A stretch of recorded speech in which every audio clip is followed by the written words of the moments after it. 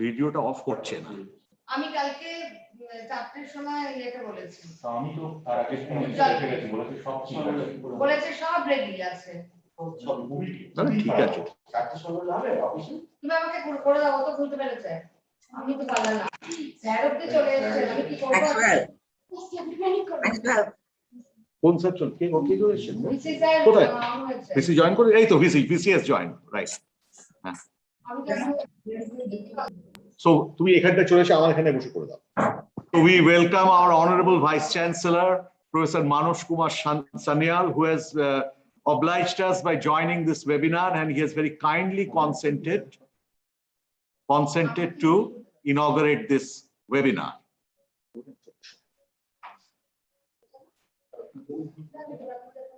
VC যখন চলে আসেন, we will start immediately.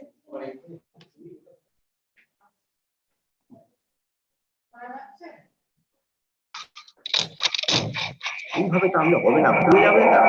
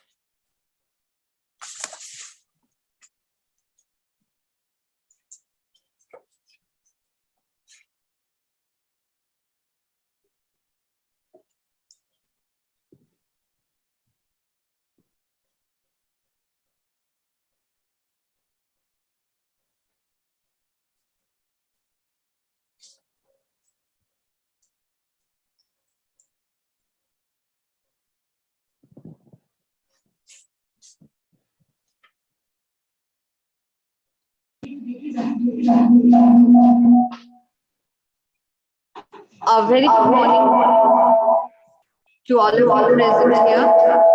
Eco হচ্ছে, ভীষণ ইকো হচ্ছে।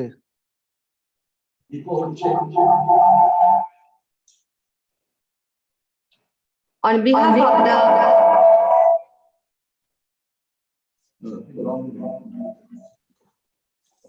behalf of the Center for Studies on Bengali Diaspora, I welcome all the dignitaries and spectators to the international webinar on the Indian diaspora in Southeast Asia and the Indian National Army, Overseas Nationalism in Historical Perspective.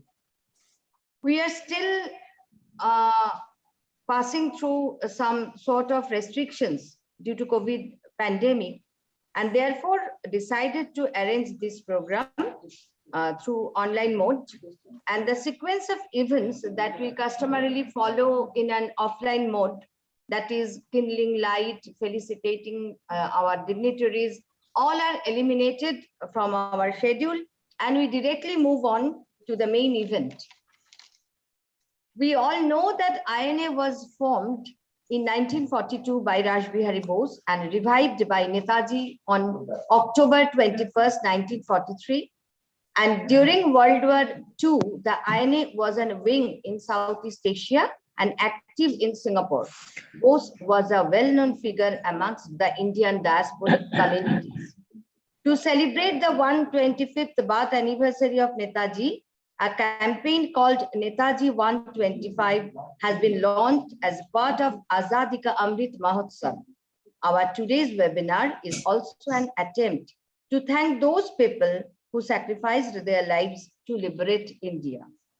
It is a matter of immense pleasure and joy for all of us to have such a galaxy of stars amongst us today. And today we have with us our Honorable Vice Chancellor, Sir, Professor Manush Kumar Sannal, Honorable Pro Vice Chancellor, Sir, Professor Gautam Pal, Dean Arts and Commerce, Professor Amolindu Bhuiya, Director IQAC, Professor Nando Kumar Ghosh, Professor Shumit Mukherjee, whose brainchild is our today's program, Srimati Madhuri Bose, social activist, human rights advocate. Human rights advocates, a granddaughter of Sri Sharad Bose, Sri Surya Kumar Bose, founder member of Euro India Center in La Rochelle and grandson of Sri Sharad Bose, and Professor Kaushik Rai, Guru Nanak Chair Professor, Jadavpur University, and Lieutenant Bharati Asha Sahai Chaudhuri, who was Rani of Rani Jhansi Regiment, are present here as invited speakers. May I request Dr. Nivedita Saha to deliver the welcome address.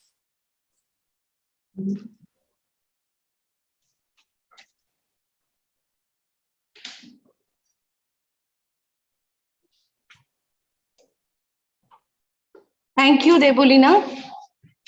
On behalf of the Center for Studies on Bengali Diaspora, we cordially welcome everybody to an one-day international webinar on the Indian diaspora in Southeast Asia and Indian National Army, overseas nationalism in the historical perspective. We cordially and we most humbly welcome our Honorable Vice Chancellor, Sir, Professor Manush Sannal, and the chief inspiration behind this international webinar. Our Pro Vice Chancellor, Sir, Professor Gautam Pal, our Dean, Faculty of Arts and Commerce, Professor Amolindu Bhuiya, Director, IQAC, Professor Nando Kumar Ghosh, and our honorable invited speakers, Srimati Madhuri Bose, human rights advocate and granddaughter of Sharad Chandra Bose, Professor Kaushik Roy, Guru Nanak Chair Professor of the Department of History, Jadavpur University, Professor Surya Kumar Bose, a former member, Euro India Center in La Rochelle and grandson of Sri Sharad Chandra Bose, and Srimati Lieutenant Bharati Asha Chaudhuri, one of the surviving Ranis of the Rani of Jhansi Brigade. We hope that this seminar will be an enlightening one, and will be a great success. Thank you, everybody. We will welcome everybody to this one-day international seminar. Thank you. Debolina, it's up to you now. We will start our program with the opening song, and it's a tribute to Netaji.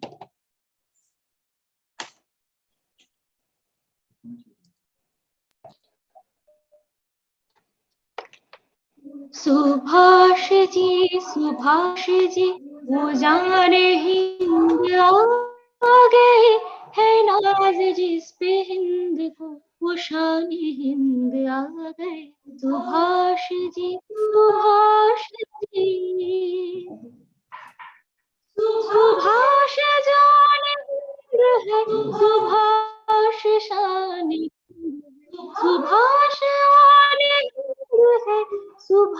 आसमान हिंद है। सुभाष जी वो शान हिंद आ गए है नाज जिस पे हिंद को, वो शान हिंद आ गए। सुभाष जी तूफान हिंद आएंगे, वो शान हिंद गाए। फिरंगी और हम पर वो कहर बन जाएंगे। सुभाष जी वो शान हिंद आ गए है नाज जिस पे हिंद को, वो शान हिंद आ गए। Subhash ji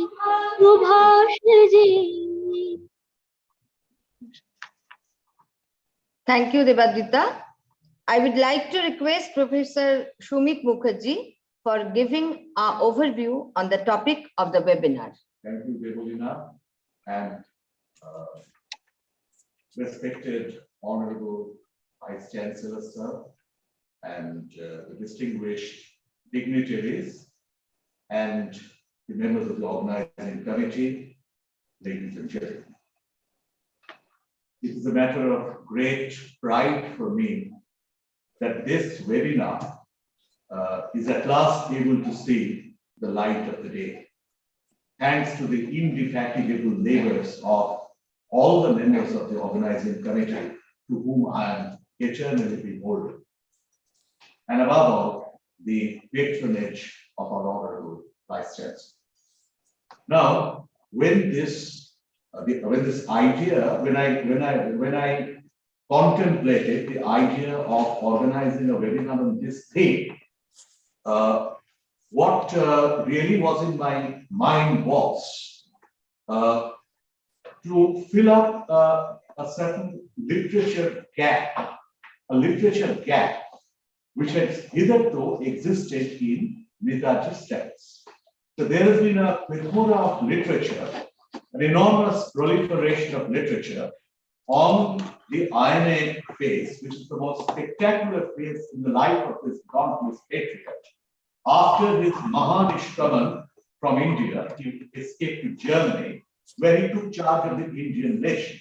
And this was a prelude to his subsequent emergence as the commander of the Azad Hind Force. So, two presentations on the Germany phase have also been incorporated in this webinar. Then,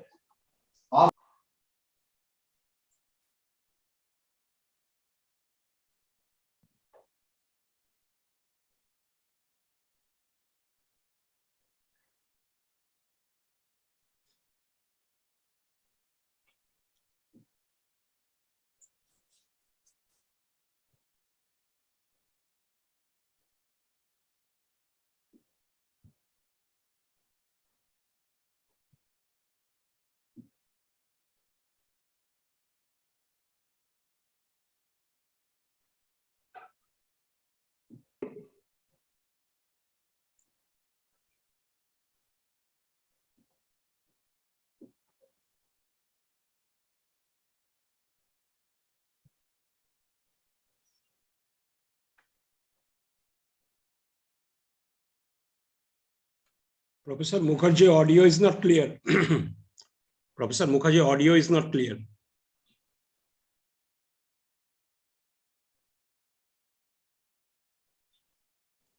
am I audible? Right now audible. Right, okay. So, sorry, I think I have to start. Okay. It is a matter of great privilege to me that thanks to the inspiration of our Honorable Vice Chancellor, Professor Manush Kumar Sanyal, and the indefatigable labors of the members of the organizing committee, this webinar is at last able to see the light of the day. The spectacular exploits of the Indian National Army have formed an important part of academic discourse on the subject. And yet, there is a literature gap here. And that is the reason behind the contemplation of this webinar. In the first place, there has been a plethora of literature on the I.N.A. but no macro level study on the role of the Indian diaspora in the I.N.A. And it is here that we want to address a literature gap which has persisted over the years. Now, what we need to highlight is that after his climacteric escape from India, the Mahanishkramana, Subhash Chandra Bose escaped to Germany, where he took charge of the Indian Legion. That was a prelude to his subsequent emergence as the commander of the Azad Hind Force, which he assumed from the exiled Indian revolutionary in the Far East, Rash Bihari Bose. And then he devoted himself to the task of total mobilization for galvanizing, organizing, and channelizing the energies of the I.N.A. towards the final mission of India's freedom. It is here that the Indian diaspora provided support, patronage, and allegiance to India. And this allegiance was something not that was sort of extracted by force, but it was absolutely spontaneous and unconditional. But no work has been done on this at the macro level. There have been micro level studies like the book Singaporeans of Indian Descent, Indian Diaspora in Singapore, Indian National Army, Indians in Singapore, Subhash Chandra Bose by Edwin Thambu. It's a commendable effort, but at the micro level. Then I would like to show a book here. I don't know whether anybody can see it. Hope you can. Madhuriti must be knowing this. Jai Hind. I've got the original edition here, very dilapidated, but an invaluable book written by an unknown Rani, a rebel daughter of the Azad Hind Force. I don't know what the name is. Some say it was Janki Thevar, some say it was Lakshmi Sehgal. I don't know what the name is. But this diary, this book is replete with invaluable information about the role of the Indian diaspora in the life of the I.N.A. Now, before I end, I have two more things to say. I remember here what I heard from the noted connoisseur of recitation of Bengali poems, the late Pradeep Ghosh. It is not known to many that he was a great admirer of Subhash Chandra Bose. Once, when I happened to meet him in a railway compartment when I was returning from Kharagpur IIT to Calcutta, his seat was just next to mine. And he told me that while Mahatma Gandhi is deservedly given the credit for the mobilization and the ignition of mass consciousness at the grassroots level, Subhash Chandra Bose did more or less the same thing in Southeast Asia. Without going into a comparison, we can say that that was Subhash's, perhaps his greatest tribute to the father of the nation. Just think of the persons whom he addressed there. Whom did they consist of? Businessmen, doctors, industrialists, indentured laborers, etc. They were devoid of any political consciousness, and yet they responded in millions to his clarion call, often bordering on deification. And this was a tribute to his charismatic personality and exemplary leadership. And this diary by this rebel daughter recalls an incident where Netaji offered a garland to a huge audience of 60,000, saying that whatever money he would receive in return for that garland would go to the I.N.A. fund. So first, the first bidder announced 1 lakh, the next bidder announced 2, then 3, then 4, then 5, then 6, then 7. A Punjabi youth of a very rich family had said 4 lakhs. Then when the amount mounted to 7 lakhs, then he came forward and said, I give my everything for this garland.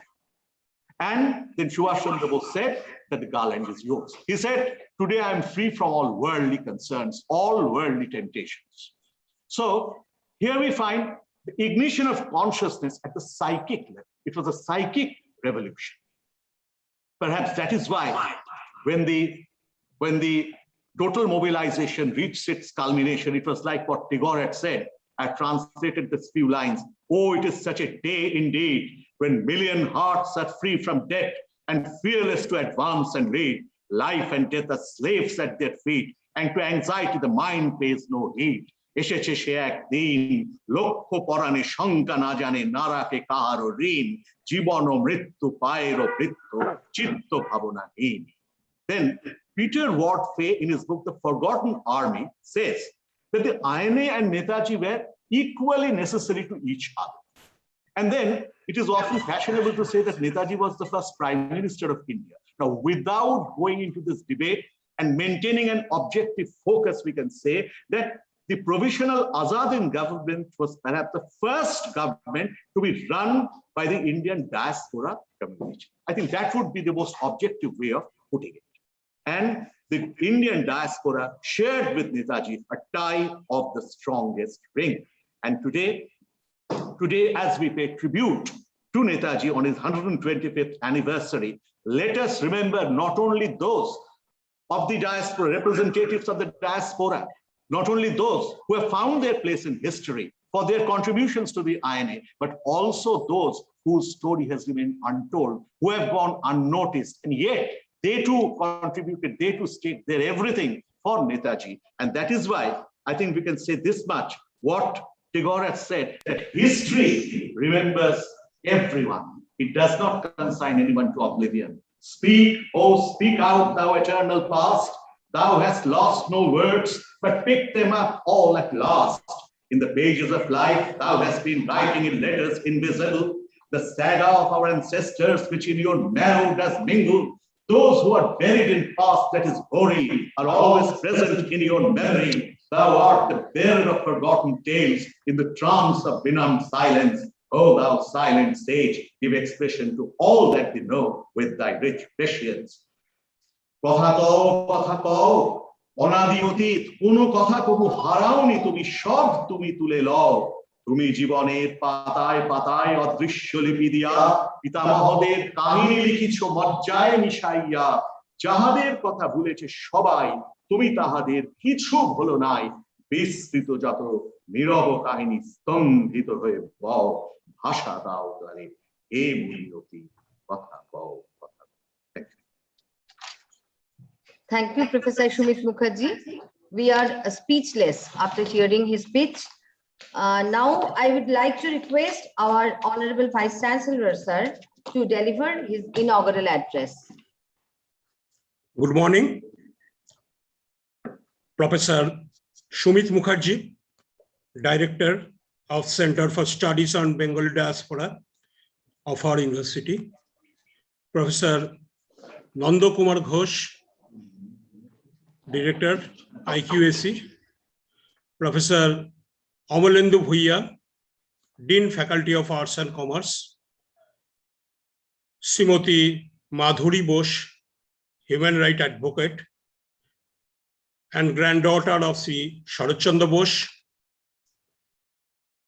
all the faculty members of our university, students, distinguished speakers, guests from abroad and India, ladies and gentlemen, I am happy to join and inaugurate the international webinar on the Indian diaspora in Southeast Asia and the Indian National Army, Overseas Nationalism in Historical Perspective, organized by Center for Studies on Bengali Diaspora of our university.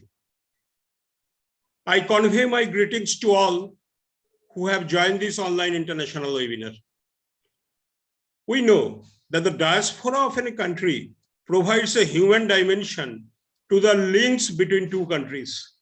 They have a unique role in international relations because they find themselves in between two countries, sharing two cultures, having an emotional investment in two nations, and preserving social connection in two societies. Diaspora studies constitute an important component of social science, particularly in the domain of international relations and history. I hope the participants will be benefited from today's webinar, especially in the historic role of diasporic communities, significant impact of the Indian National Army or Azad Hind Fauj of Netaji Subhash Chandra Bose, and the role of the Indian diaspora as a potent catalytic force behind it. I am also confident that this webinar will guide researchers in engaging the diaspora in new and constructive ways. I do hope this conference will provide an important forum for the interaction wherein distinguished academicians and social workers will participate in the deliberation. Finally, I take this opportunity to convey my sincere thanks to the organizing committee for their constant effort to make this event successful. I wish this webinar a grand success. Thank you all. Thank you, sir. Now, I request our Dean Arts and Commerce, Professor Amalindu Bhuiya, to deliver his address. Very good morning. Am I audible? Yes, sir. Very good morning to everyone.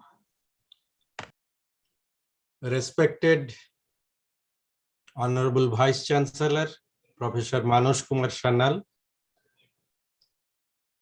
respected Director, Diaspora, Bengali Diaspora, Professor Sumit Kumar Mukherjee, Professor Nanda Kumar Ghosh, respected Director of I.N.A, and anchor Dr. Devolina Debnath, and all other dignitaries, honorable speakers of this seminar, international seminar, and participants.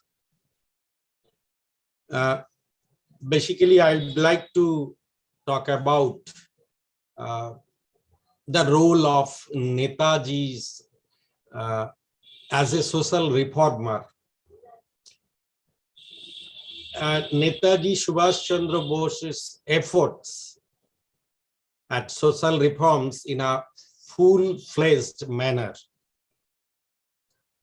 took off on foreign soil as he took over as Prime Minister of India, in exile and Supreme Commander of the Indian National Army. True of his secular and egalitarian outlook, with its base in social justice and social equality, Netaji's policy decisions and actions as head of state in exile and actually initiated a series of social reforms, which is indeed of much use of interest to the academician, to the researchers. Basically, Netaji's constant interaction with Indians of all strata and his wide travel and political activity right from a young age had made him aware of wide divisions in Indian society. Netaji was concerned with the caste inequality and associated disadvantages resulting in disunity in Indian society. The British colonialists had used the caste and communal difference from the beginning and disunity in India to nurture their policy of divide and rule, and institutionalized the same even in the colonial British Indian Armed Force. Anyway, at the I do not remember the date, in the year 1929, at the time of delivering the presidential address in the Punjab conferences at Lahore, Netaji had stated, "By freedom, I mean all round of freedom."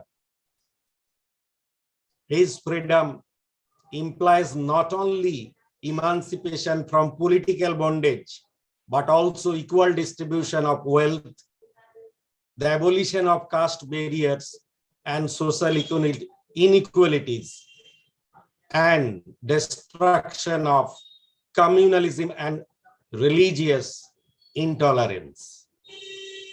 During his first term as the president of Indian National Congress, he decided to set up a national planning committee under the aegis of the I.N.C.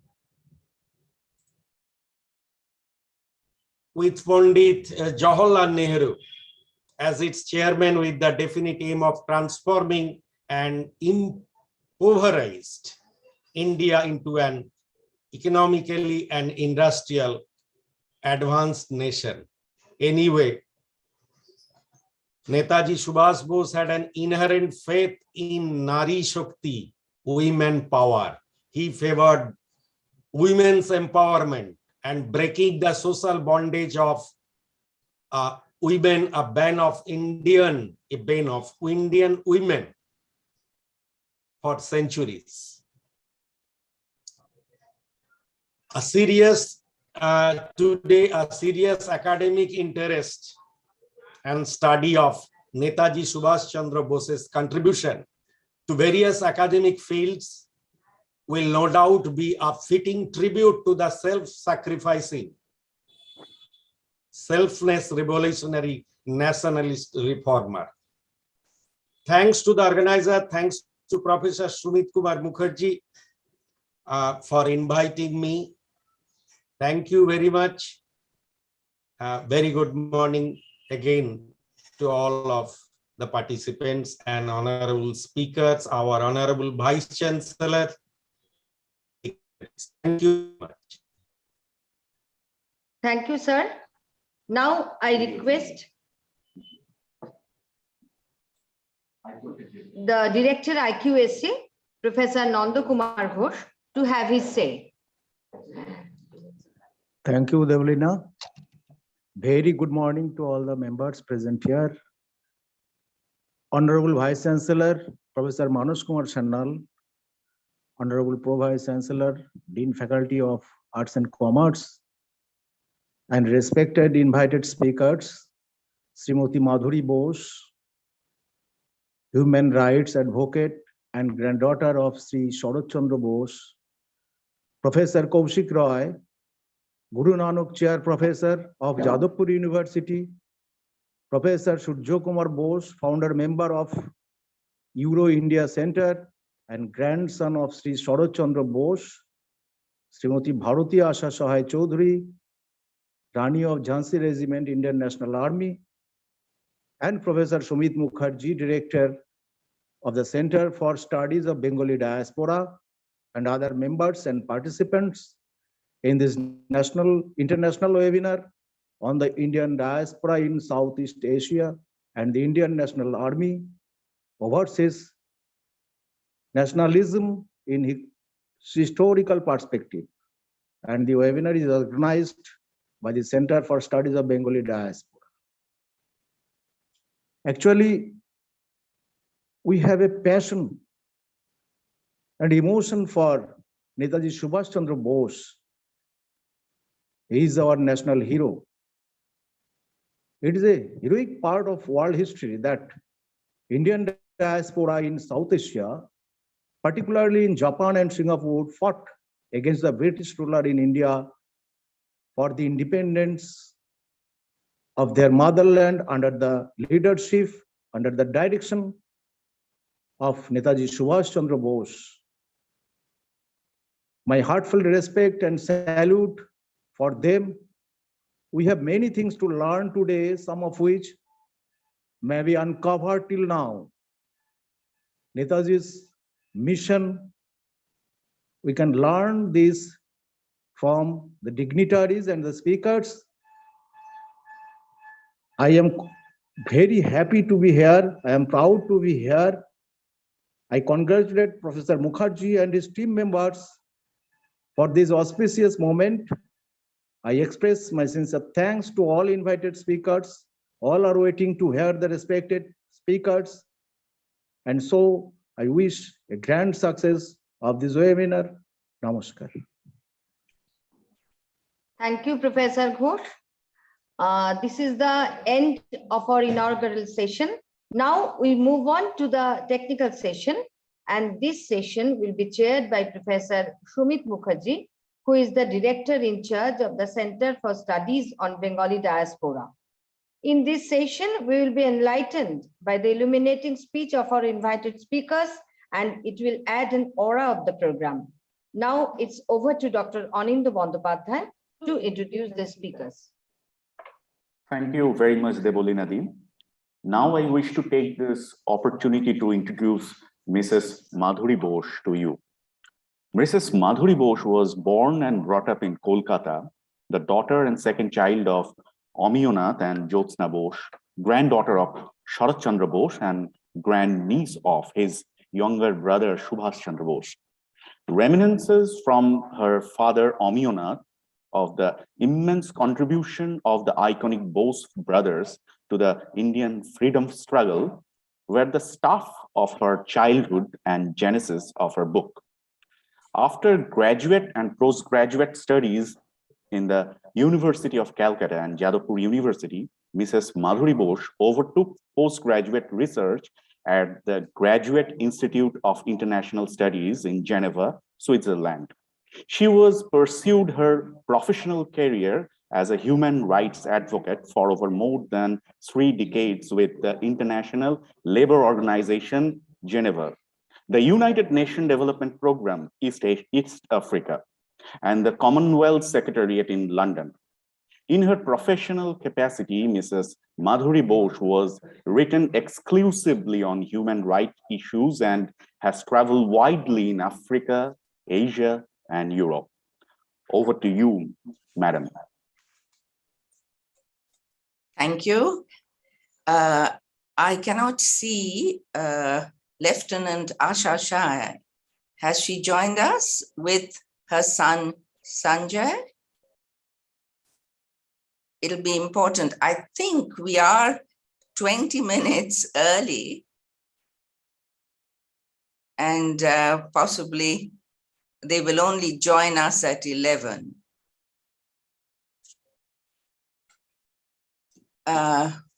Professor Mukherjee, I cannot hear you. You're saying something? Yes, Madhuri, I was saying, should I ask the introducer to introduce Bharati Asha? Yes, that already, even before she has joined, should I ask him to introduce her or No. after she joins? I have just sent a message to Sanjay. Okay, then you start. Then immediately after you finish your speech and pass it over to her. Then the introducer will introduce her. Okay, because I don't think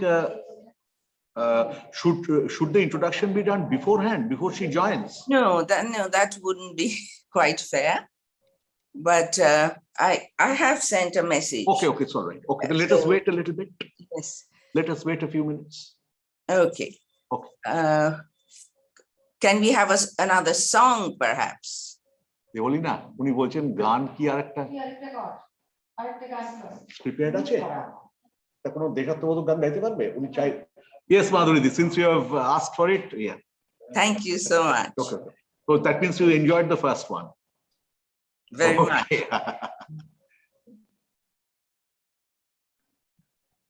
উনি নিজেই শুনতে চাইছেন।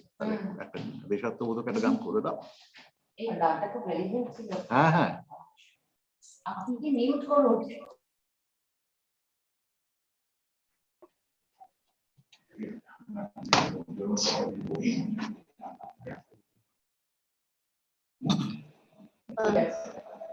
আমি start করব। হ্যাঁ।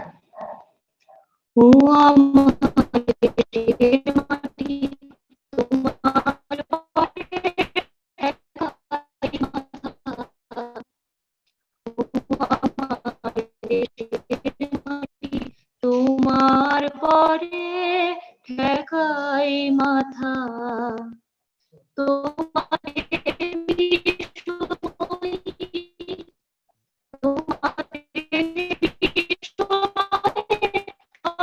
মাথা। দেশের মাটি তোমার পরে ঠেকাই মাথা। তুমি মিশেছ মোর দেহের সঙ্গে, তুমি মিলেছ মোর প্রাণে মনে, মিশেছ মোর দেহের সঙ্গে। তোমার ওই শ্যামল বরণ কোমল মূর্তি মর্মে গাথা, ও আমার দেশের মাটি তোমার পথে ঠেকাই মাথা। ওগো মা তোমার কোলে জনম আমার, মরণ তোমার বুকে, ও মা তোমার কোলে জনম আমার, মরণ তোমার বুকে। তোমার পরে খেলা মুখে তুলে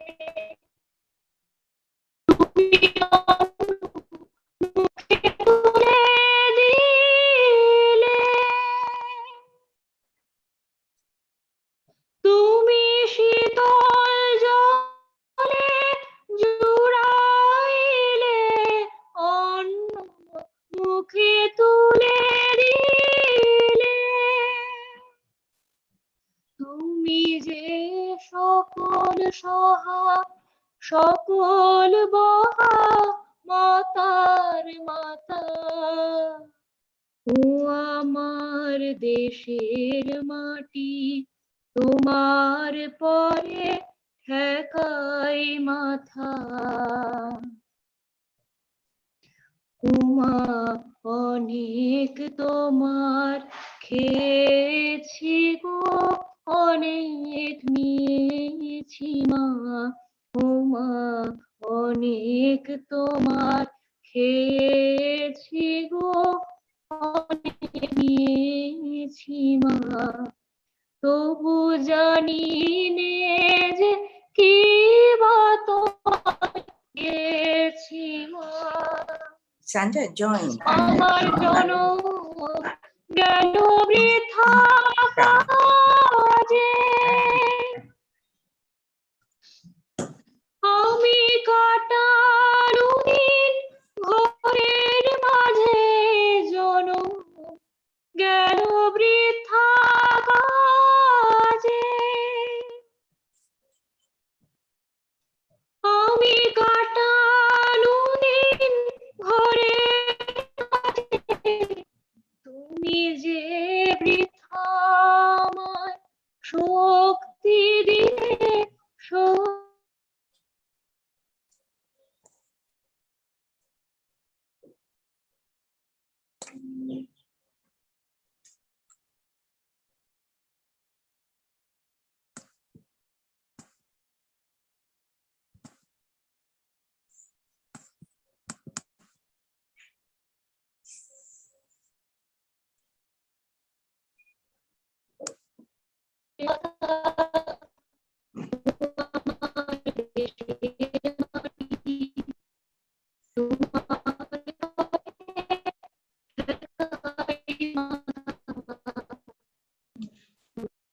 Madhuri Di, could you hear? Could you hear? Yes. Thank you for setting the right tone for our discussions. Yes. And both Lieutenant Asha and Sanjay ji are joining us. Okay. Then let her join, then both of you will be introduced at the same time. I believe Shurya Kumar Bose has also joined. Right. I think I can see him there. Yes. I don't think you need to introduce me again. So we can. No, only Asha and Bharati Asha Chaudhary needs to be introduced. Absolutely. That will be done, and then you straight away start your lecture and then pass over to her as and when you consider it. Yeah. Right. But let this historic moment come when let her. Yes. Do I see? Huh? Join করলে তখন করবে But do I see her? She joined.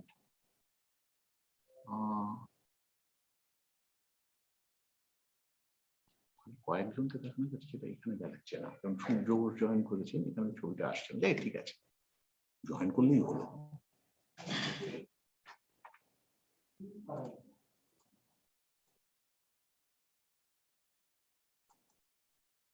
এখন mute করে দিয়েছেন তো? এখন mute করে দিন।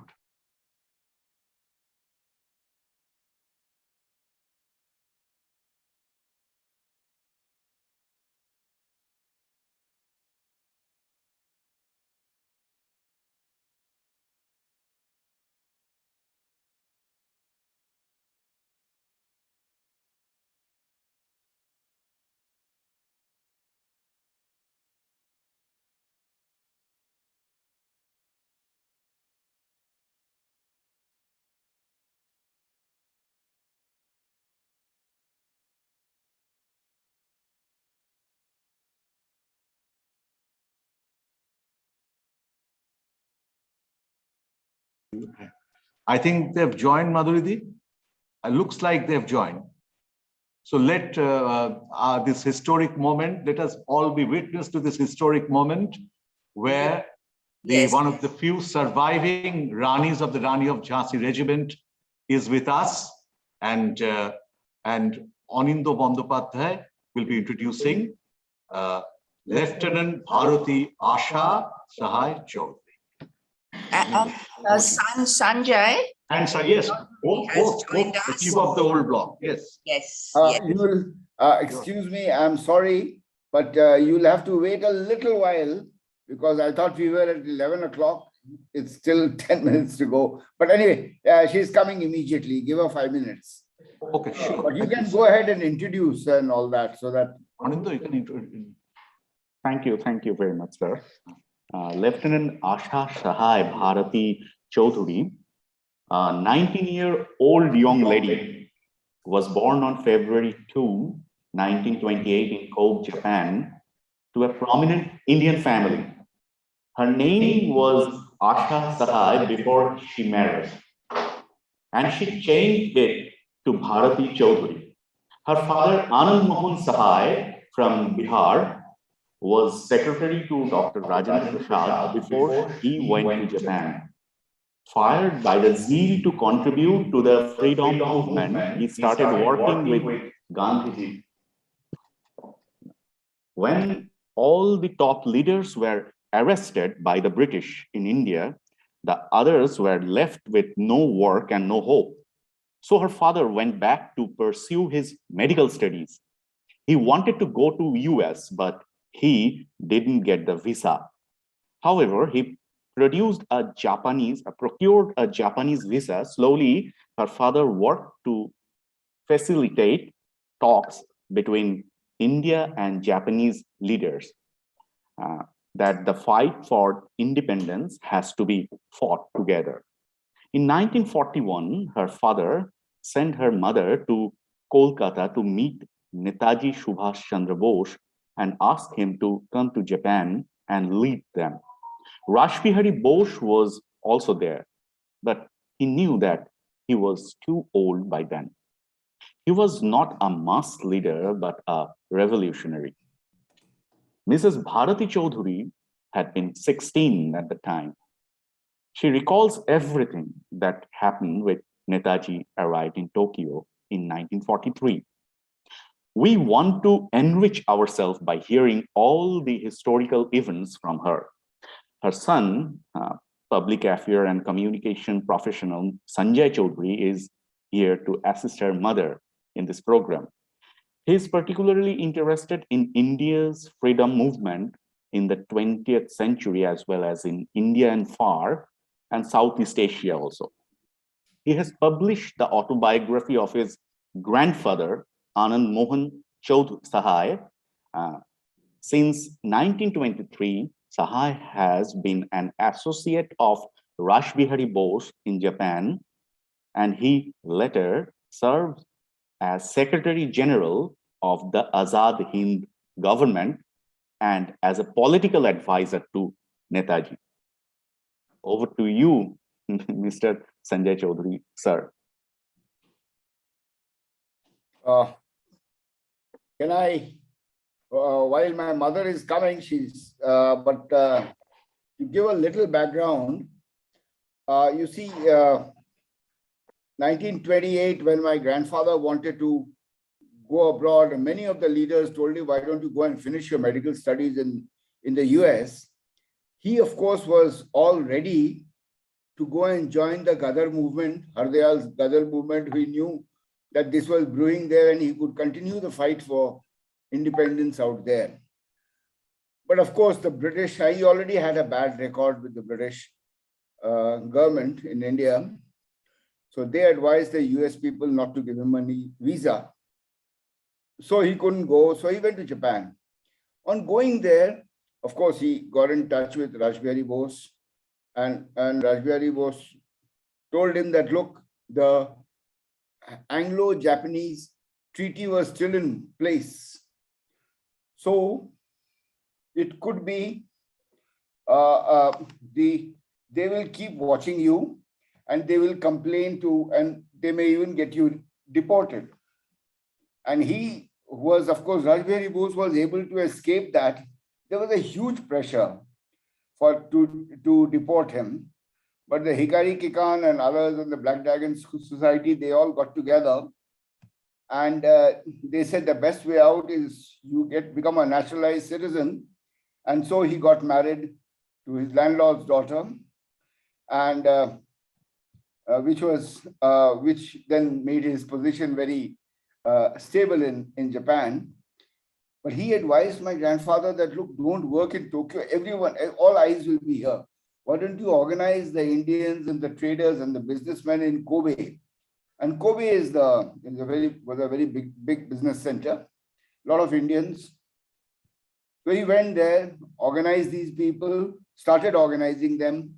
They were hesitant in the beginning because they were worried that their licenses for trade would get cancelled because of complaints from the British authorities. But he did manage to set up the Indo-Japanese Friendship Association. He started a newspaper, Voice of India, to tell the story of Indian independence. And of course, all this was done with a total knowledge of Rajbihari Bose, his advice. There were others who had come there. Raja Mahendra Pratap had come there. So all these things were happening. And then, of course, Indian Independence League, and he was the founding secretary. Rajbihari Bose, of course, was the president, the senior doyen of the independence movement in the Far East. He advised them to travel to all the countries you can. So he set up a small company, a trading company, to make it easy for him to go around. And he visited all these countries at that time, the China of that time, Vietnam, Korea, Thailand, Hong Kong, and all these places, and got in touch with the Indian diaspora there. And why I am giving you this background is that I think your seminar today is on the Indian diaspora. And the Indian diaspora was all present there. And while Rajbihari Bose was also able to do this, but Sahai could travel a little more freely. And he managed to then contact all these people, and the seeds of independence. And of course, this whole feeling was there that, you know, we are there, but obviously they needed a central drawing factor. When the Indian International, when the Indian Independence League, they were able to make the correct contacts with the Japanese. There was, of course, great jubilation when Pearl Harbor happened.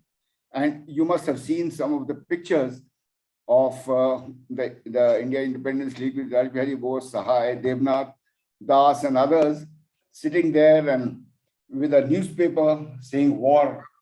So historic day, they all went and got themselves photographed that now is the time to act. So it was a huge fillip for them. And then that is when, of course, the moment Singapore fell and the prisoner of war was there, Major Fujiwara, the Fujiwara Kikan group came up. The Hikari Kikan was also, a group which was always working for India. They were part of the far right in Japanese. They were the ideologues for the Japanese government, and they were always in, making sure that the relationship with India was good. As you are aware, that in the Greater Asia Prosperity Conference, Burma, the Prime Minister from Burma, he made the statement to Tojo and all the others that unless, if you have to defeat imperialism and finish this colonial, reduce their power, India has to be free. Because that is where the economic strength and the soldiers for the British Indian Army come from. Unless they are, India is free, the Southeast Asia and Asia will never be able to, will never be free from the colonial yoke. So this is why the Indian diaspora is so important, because the moment Netaji came and his one call, everyone came and joined. So this was the, now let me just introduce my mother. She's come.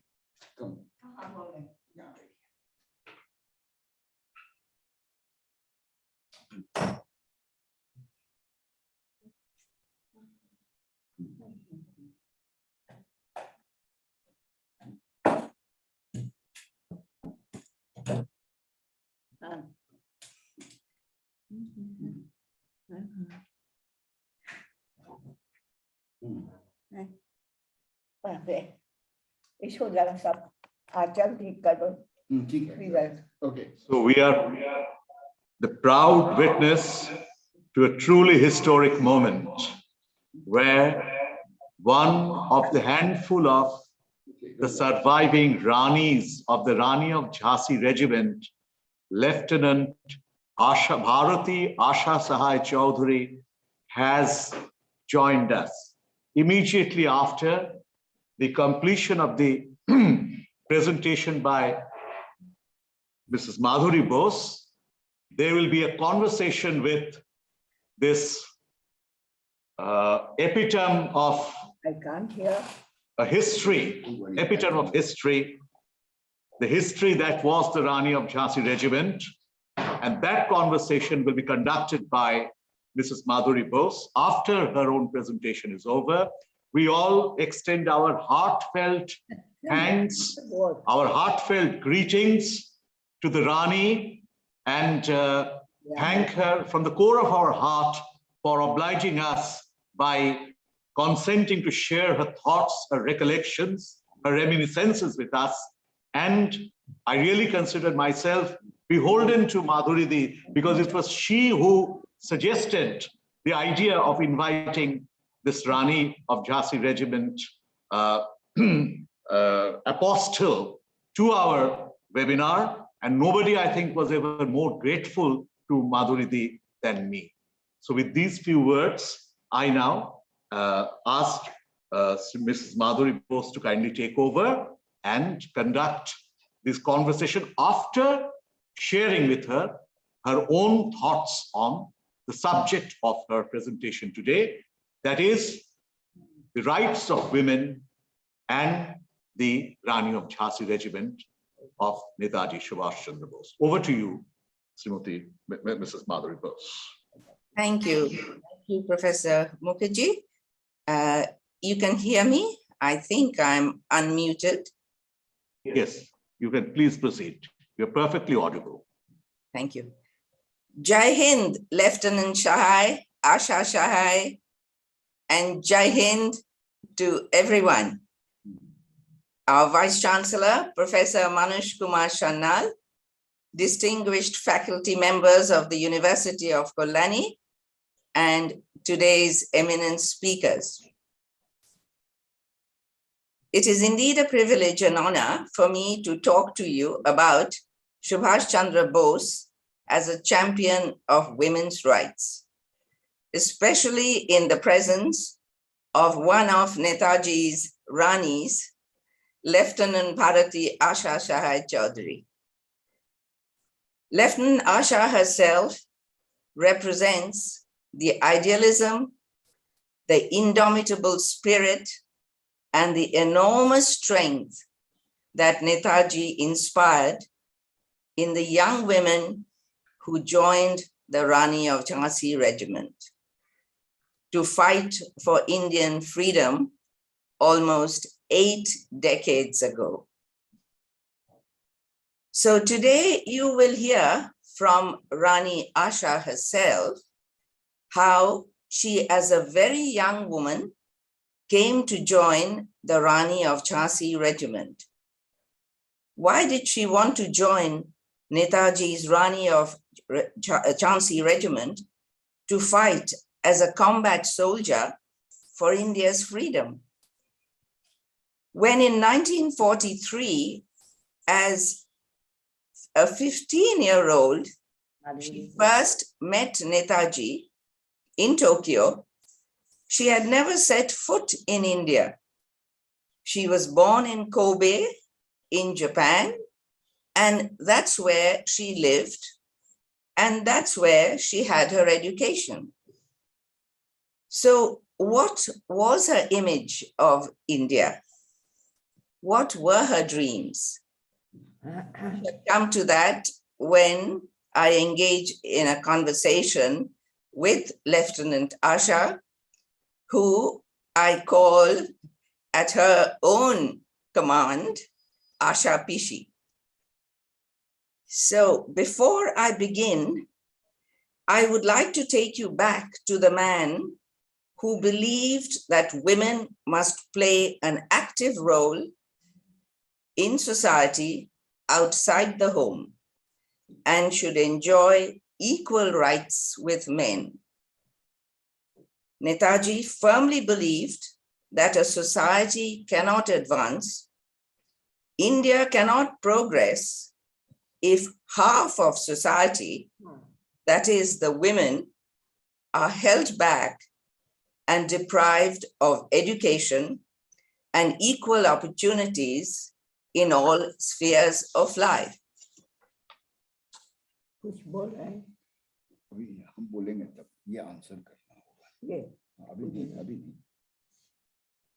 Now, I would like to share a family anecdote, a Bose family anecdote, heard from my aunt Roma, daughter of Sharat Chandra Bose, which speaks volumes about Netaji's ideas about the role of women in society. He penned these lines for his niece Geeta, another sister of my aunt Roma, in Bengali. So if you permit me, I shall read the original in Bengali and then I shall translate. So Subhash, Geeta's Ranga Kakababu, wrote in her small autograph book, and I'm quoting directly from Subhash's own writing here.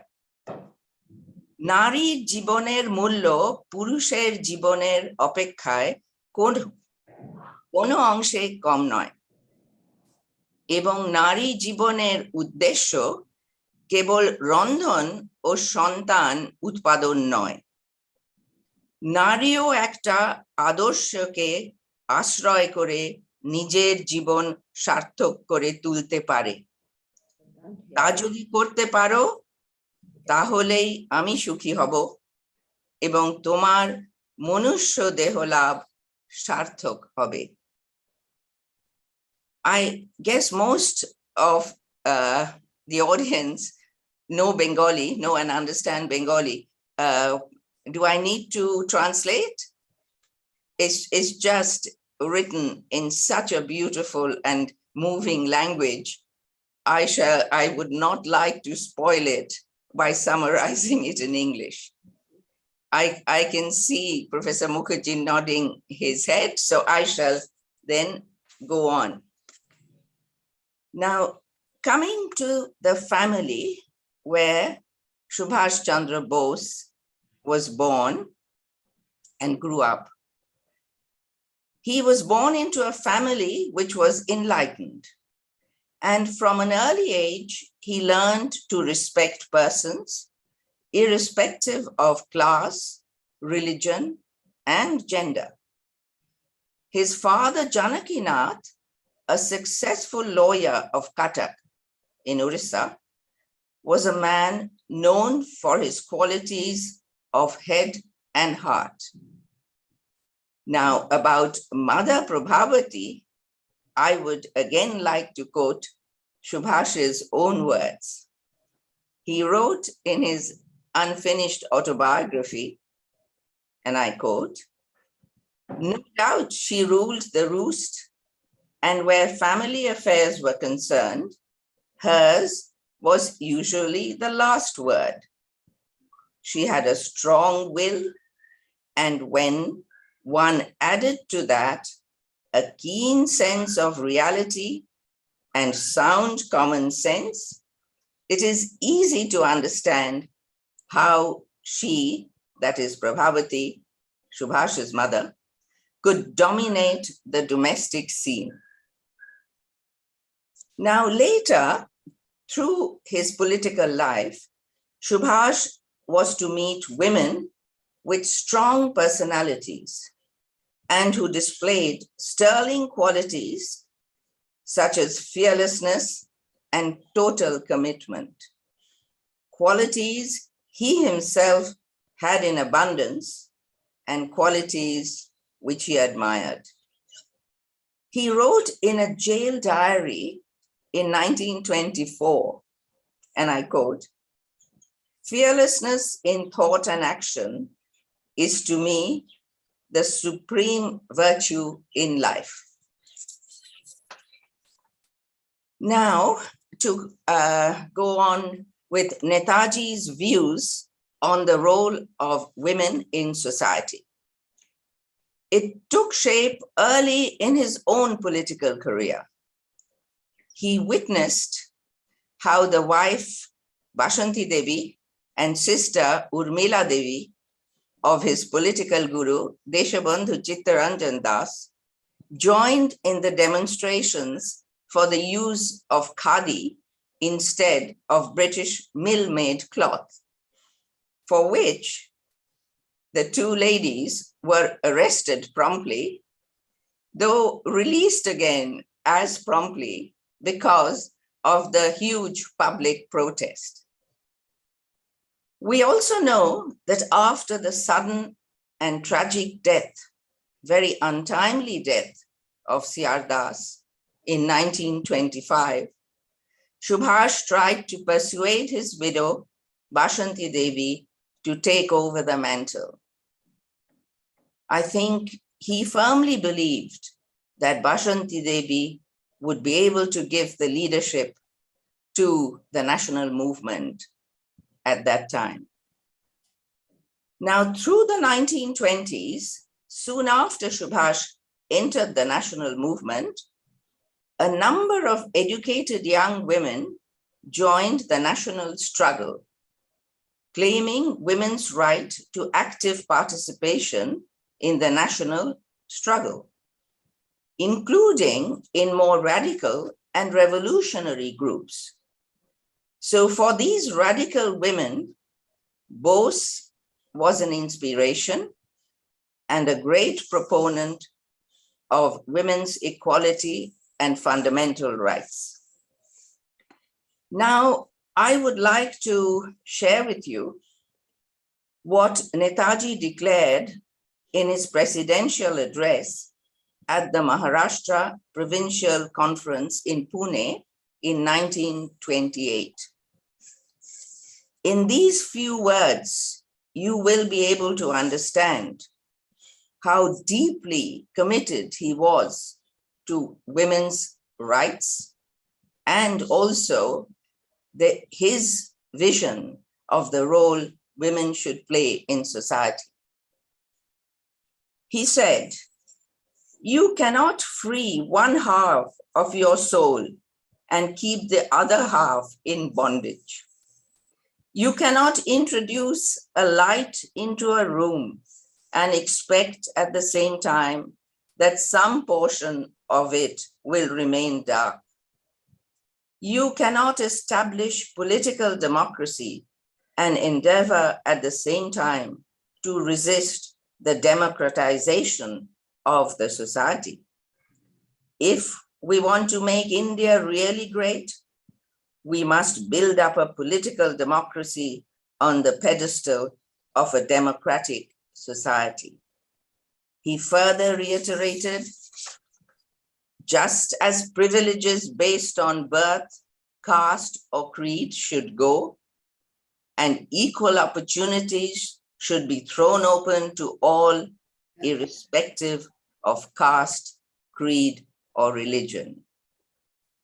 And as importantly, he said, the status of women should also be raised, and women should be trained to take a larger and a more intelligent interest in public affairs. A decade later, in 1938, Subhash, as president of the Indian National Congress, declared in a resolution on fundamental rights the following: the right of free expression and opinion, the right of free association, the right to freedom of conscience and religion, equality before the law, irrespective of religion, caste, creed, or gender. These rights, among others, were to apply to all citizens equally, of course, both for men and women.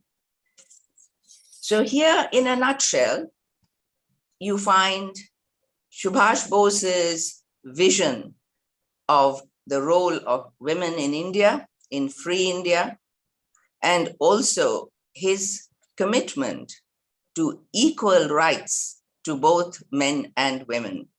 And of course, he was always very, very careful to emphasize that the fundamental rights that were to be shared equally among the citizens of free India were also to be applied irrespective of caste and religion.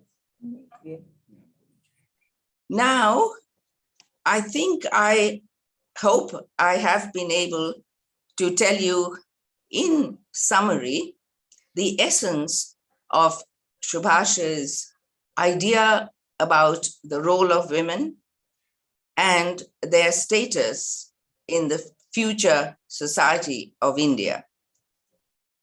I would now like to invite Lieutenant Asha Shahai as a person who has rare insights into the history of the Rani of Jhansi regiment, as she herself was part of it. And when she first met Netaji in 1943, when he came to Tokyo, if I may, Lieutenant Asha, I would now like to invite you to talk about your first meeting with Netaji and your first impressions of the man. They want to hear. I'm sorry, she has a problem in hearing, so I'm going to be. Of course, Sanjay, please. On behalf. Yes. So they want to know about your first meeting with Netaji and how you joined the Rani Jhansi regiment. Go ahead. So it was like time of Second World War. The Netaji came to Tokyo secretly. We didn't know. At night we went to the Imperial Hotel of Tokyo to meet him at night secretly. My mother was also there, and my sister and brother. We all went to meet. My father was in Burma at that time. And she said she want to, you want to fight against British. So I said, of course. So can you go and join Rani of Jhansi regiment?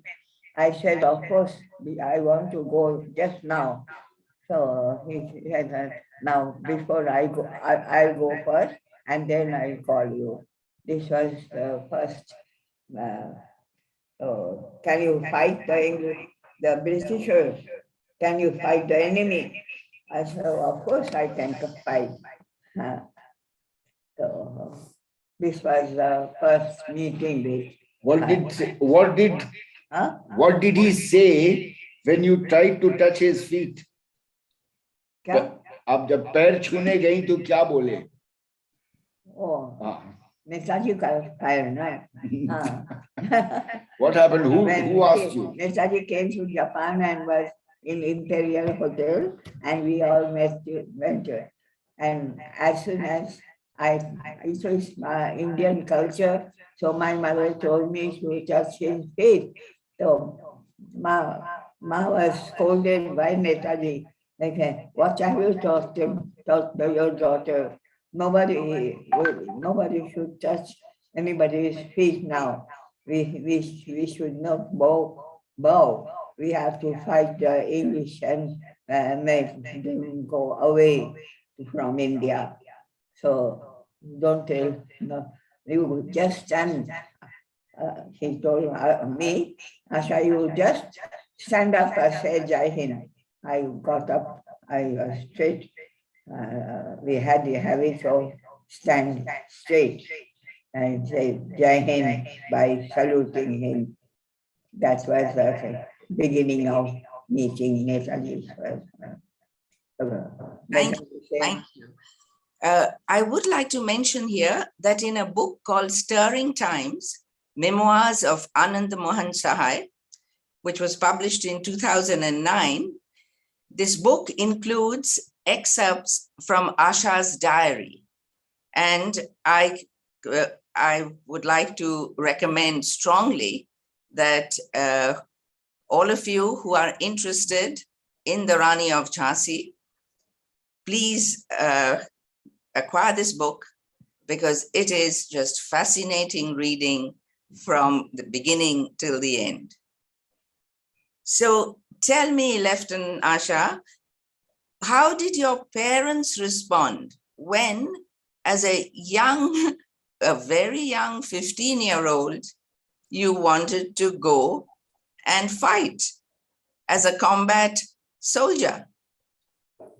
How did your parents respond when you said, I want to go and fight? So what did they stop you or did they send you? There was Rani of Jhansi in Bangkok. Then I told my father was already in Burma fighting against the Britishers. And I told my mother that I also go and join Rani of Jhansi regiment and fight the Britishers. He said, of course, and he will take to Bangkok. But how did you go? Your father took. My father came to Japan, Tokyo, for a conference with Japanese and Japanese government. So at that time, he came to our house. He was staying in hotel, but he came one day. He came home and were with all children and ma. And then I said that I also gone to war with you and fight the Britishers. So he said that Netaji comes, Netaji will come. Then after some time, Netaji came to Tokyo, and I told Netaji that I'll go with you to. What happened? How did you go? Your father took you? So Netaji went, and your father is coming to Tokyo for a meeting. So at that time, you can come with him. So after 6 months or so, he came to Tokyo for a meeting with the Japanese Japanese people, government, and then I.N.A. people and the Japanese armies, and all. So you went together? So I told them, Papa, my father, and then Netaji also was Netaji. I told Netaji that let me go with her. He said, okay, you come with your father. You can. So that was the way. So from there, where did you go? My father went to was ready to leave Tokyo. I also wore my uniform and then went to and my father. I said goodbye to my mother and brother and sister, and went to Bangkok with my father. So what did your Then friends in college, what did they say? Yeah? Your college friends, what did they say? There was a farewell party in my college, Showa Kojo. Then the people, all my friends were there. There was farewell party. So I had to speak. I said, I don't know how to speak, but the principal said that you have to talk something. Then I stood up and told my friends that I'm going to Burma to fight the Britishers. Please, then if I come back, we shall meet you people again. Some of my friends were just sobbing silently. Then I said, you people should be happy. I was standing there. You should be happy that I'm going to Burma to fight the Britishers. So we shall meet again. Okay, sayonara. Amazing, amazing. So you went to Bangkok for the Rani of Jhansi training camp. Bangkok? Huh? Yeah. You went to Bangkok? Yeah, first we went to Bangkok and then to Singapore. No, but Bangkok, what happened? Your training was there? Yeah? Training. Training. Training, we had training at Bangkok. There were more Indian girls, and so we had Indian girls from where? Which countries? Then we started marching towards Burma from Bangkok. Who were the other girls? Where were they from? It was in 1943. Your other girls, so from where they had come? They have all came from all over Southeast Asia, all Indians. There were some Siamese girls and Japanese girls also who wanted to join us. But Lakshmi Sahgal, our captain, said that no, this is only for Indian girls. You can come afterwards. Then we had the training at Bangkok and Singapore. And we marched towards Burma. But we reached Burma border and there were bombing and everything. So atom bomb was dropped by UK. And then war was over because the Japanese had to bow and accept the defeat. So we have to stop going towards from Burma to India. Okay. I was prisoned. We all were prisoned by the Japanese. Okay. So were you afraid when there were bombings. Yeah. Were you afraid when bombs were falling? आपको डर लग रहा था आप लोग को? No, the bombing was always there in the morning and evening, and sometimes at night also. So silence was there to inform us that the enemy plane has come in, and then another silence that the enemy planes are on our head. So you better go into the trench. So we went to the trench and hide there. Why? But when we came to know that the enemy had the enemy bombed the places, but we were in trench, so we are still alive. But But there was one or two Rani Jhansi regiment girls who didn't go into the trench and they were outside, and then bomb hit them, and they had to both the girls had to die, and we were very sorry. Then Netaji said that no girls should die of bombing. One should save and go to Burma and kill the enemy and then die. This is what she said. So we had to save ourselves from bombing.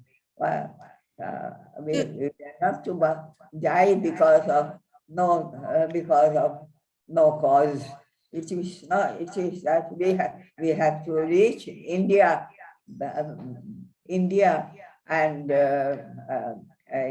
first hit the enemy. We kill the enemy and then enter our country. So I must say, I must just mention very briefly, I'm sorry to interject, that her mother was the niece of Deshbandhu Chitranjan Das, Urmila Devi's daughter, and she was as fiery what? I'm sorry. What was it? Mother? Mother, your mother. What? Tell us a bit about your mother. What? Tell them about your mother, Sati Devi. My mother married my father in Calcutta. My mother was a Bengali daughter of nephew of C.R. Das, Chittaranjan Das. And then both of them went to Japan. But she was studying in Shantiniketan? Did she study in Shantiniketan? She was. She is graduate of Shantiniketan. She passed BA from Shantiniketan and came back to Calcutta. Where did she meet your father? Where did she meet? My father was very keen to marry her for a long time. So when he came back from Japan, he was in Japan for 5 years and to do some active movement to unite Japan and India and all the Indians. Then they came back to Calcutta and went to Shantiniketan? Shantiniketan? Shantiniketan. Went to Shantiniketan to meet my mother and said that I came back from Japan to marry you. Are you ready to marry me and go to Japan? He said, my mother said, yes, I'm waiting for you. So they married at Calcutta, and then both of them went to Japan and stayed there. All children were born in Japan and educated in Japanese school. And Can you tell us about the incident when your mother, Shati, came to Calcutta with a message for Subhash? When Nani was sent by Rash Bihari Bose and her husband to come to Calcutta to give message to Netaji, what happened?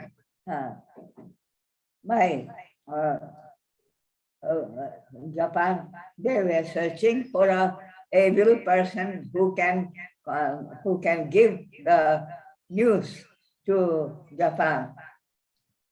What he said, no? No, to give news to Netaji. The Indians there said the best person is to convey this message to Subhash Bose and others. Is Satish Sahai, my mother. So she was sent with my younger children, my younger brother and sister to Calcutta secretly. Then nobody knew why she's coming to Calcutta. They said that they are going to meet her mother and all this. But what happened? How did they hide? Did they do a drama? No. Everybody knew that she is coming back, and one has to say a bit of lie also in this affair. So she said, "Yeah, I'm not going to stay in Japan with my husband. He is very busy. I will come back to his children." He came back to Calcutta and was with my grandmother, Urmila Devi. And she met Netaji Subhash Chandra Bose, and she told Netaji that Subhash, she used to call him Subhash. Subhash, you must come to Japan. You have to go to Japan and unite with my with Anand Mohan Sahai and start doing this this work of this. We have to be active to organize Indian National Army and Indian Azad Hind government. So my aunt Netaji said, yes, I shall. Then afterwards he went to Germany, and from Germany he went to Japan. That's right. So, now, can you share with us? Sorry, Sanjay? Yes, tell me. Yes, I would like my Asha Pishi to share the last time she met Netaji. Yeah. What? Your last meeting with Netaji. Last time जब मिले थे क्या हुआ था? अच्छा. He came to Japan and then he joined us. No, but you were in. I also joined Rani of Jhansi. And then. No, last time. Last. So जब आप वहाँ camp में थे. When I was in, I joined Rani of Jhansi regiment and was having training. My then Netaji also came to our camp and give some lecture to us.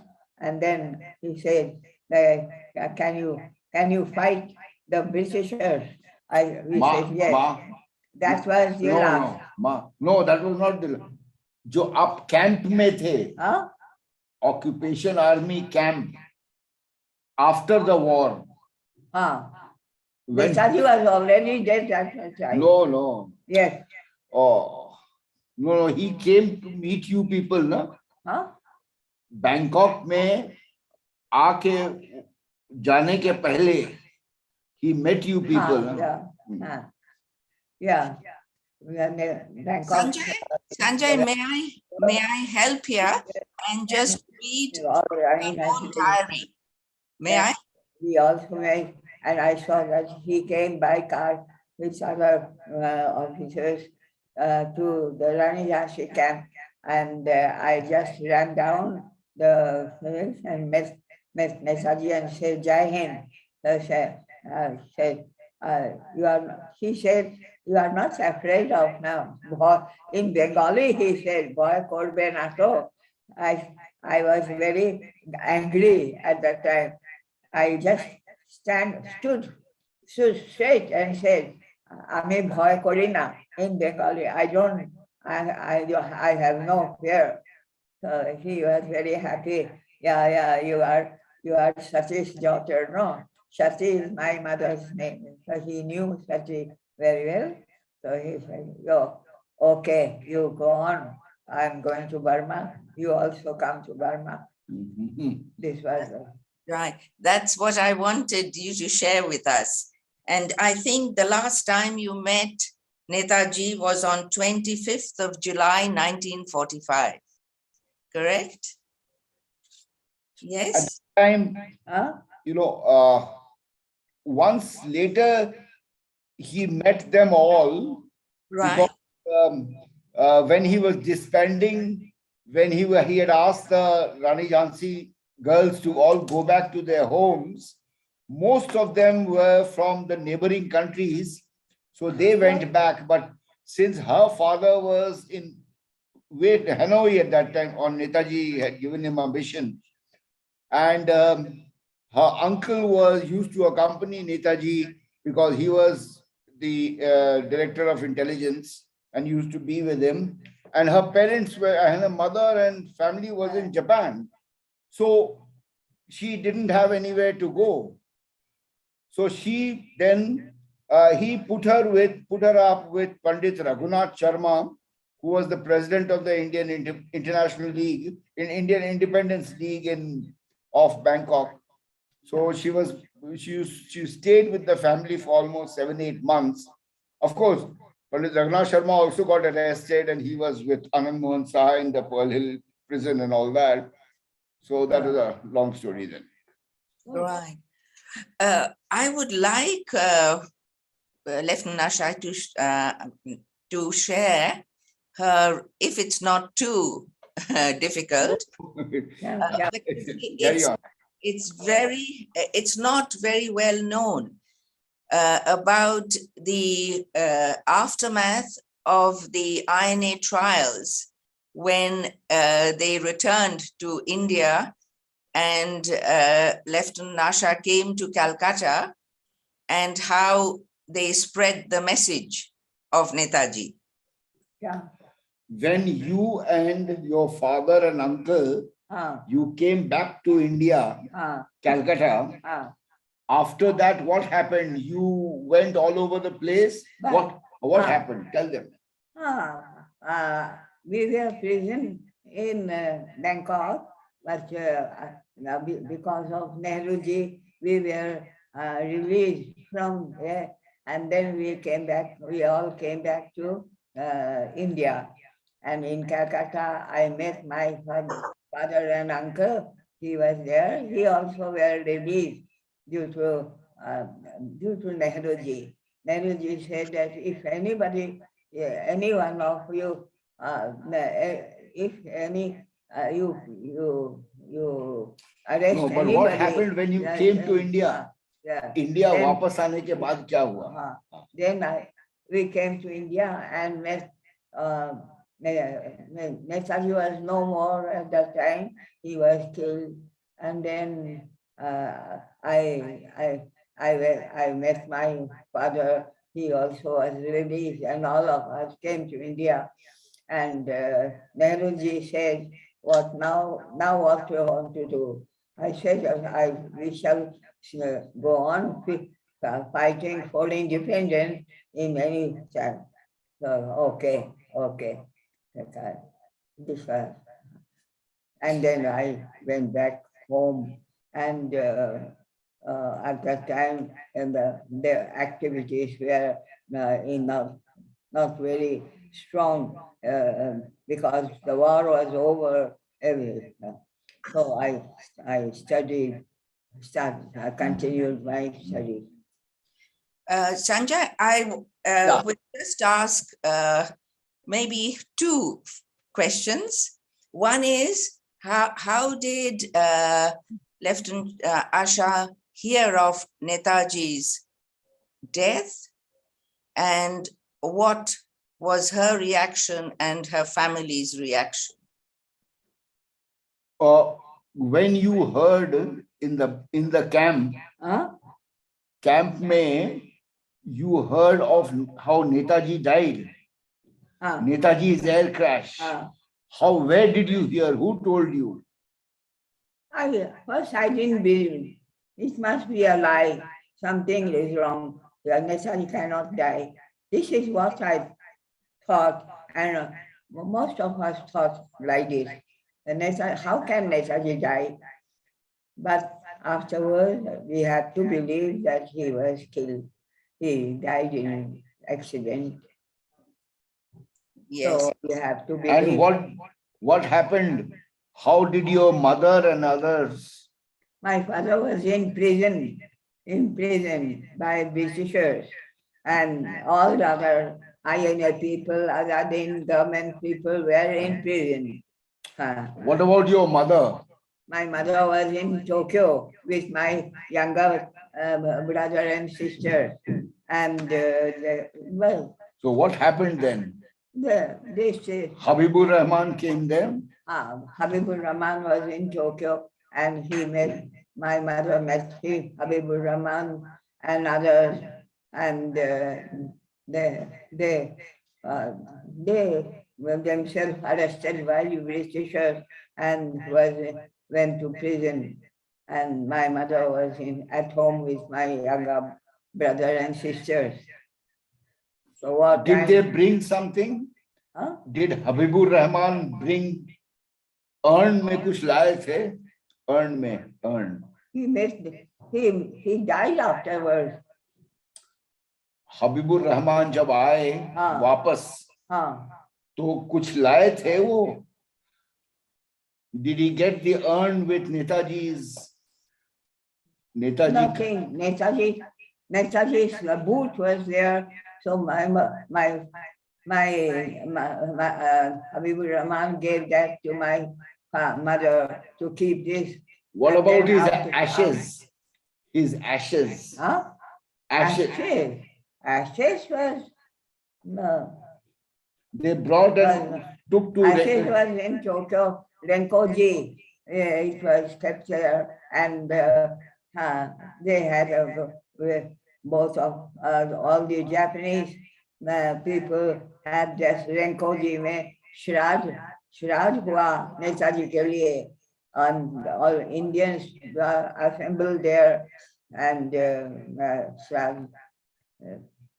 So Netaji's Shraj was done in Renkoji. And even now the photo, Netaji's photo is decorated is put on the dais of Renkoji. Right. When I went to Japan, I saw the photo there, and the high priest of Renkoji said that we always do whatever we have to do on Netaji's death anniversary. Right. A final question. What do you think would be Netaji's message for India today? What would be Netaji's message? Message to India, to Indians today. क्या बोलते वो? Netaji's message to Indians. अभी आज के दिन never stop fighting and fighting till you don't get independence. Never stop fighting. I may not be here. I met one. Nobody was here. But children of all the people should continue fighting against Britishers to get independence. This was the last word. Right. Now that independence has been achieved, what do you think Netaji would want of India, our contemporary India? Maybe it's not an easy question. No, it is not an easy question. No. If Netaji was here, then what would he like India to be? किस तरह का वो हिंदुस्तान चाहते थे? He would like to serve India in every way. But he had no ambition to be a great person or something like that. He had no ambition other than serving India in every time. Even if he is in India, he would not have any high thought, thinking or something like that. He would do whatever one should do as an Indian. Okay. Thank you. Thank you, Lieutenant Asha, Thank you so very much. Oh, no. And I should offer my salutations to Lieutenant Asha. I offer my salutations, my tribute to Lieutenant Asha. Please accept my humble salutations. Yeah, they're saying thank you. Huh? They're Yes, saying thank you for coming. you have taken us on a fascinating journey. Thank you very much for talking to me. You want to sing 4 lines of that famous song For whom? for them? Huh? Kadam kadam badhaya ja, you want to? It is so nice that I could talk about Netaji and the so many things about that in those days. So I just want to say that there was nothing else except getting independence for India, and for that only all of us fought. Like Yeah. Sanjay, would she like to sing, or I'm sure? Sing kadam kadam badhaya ja, thoda sa. Yeah, shubh sukh. Shubh sukh chain. Either both. Ah. Go ahead. Should I sing? Please, please.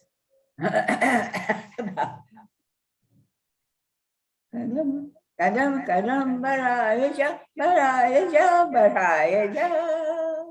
Kadam kadam badhaya ja, badhaya ja, badhaya ja.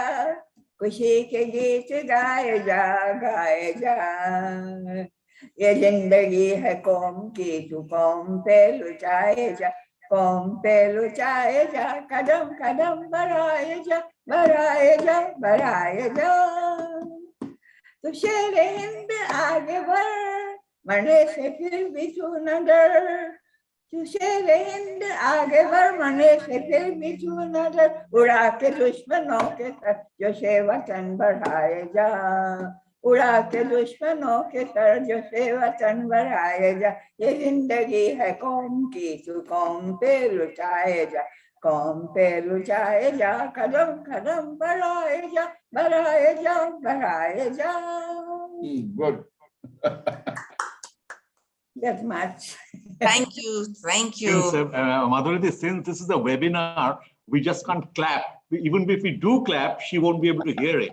But please tell her that congratulatory messages are flowing into the chat box. And all messages of appreciation are flowing into the chat box. Everybody is absolutely enraptured by the way she has rendered her song at this ripe old age. And I only hope that she becomes a centurion. If I am alive, I shall again invite her to some other program. Yes. If God so wills. Thank you. Thank you for calling up. Now, Devolina, yeah, thank you. Thank you. Onindo, now, the next speaker is Kaushik Roy.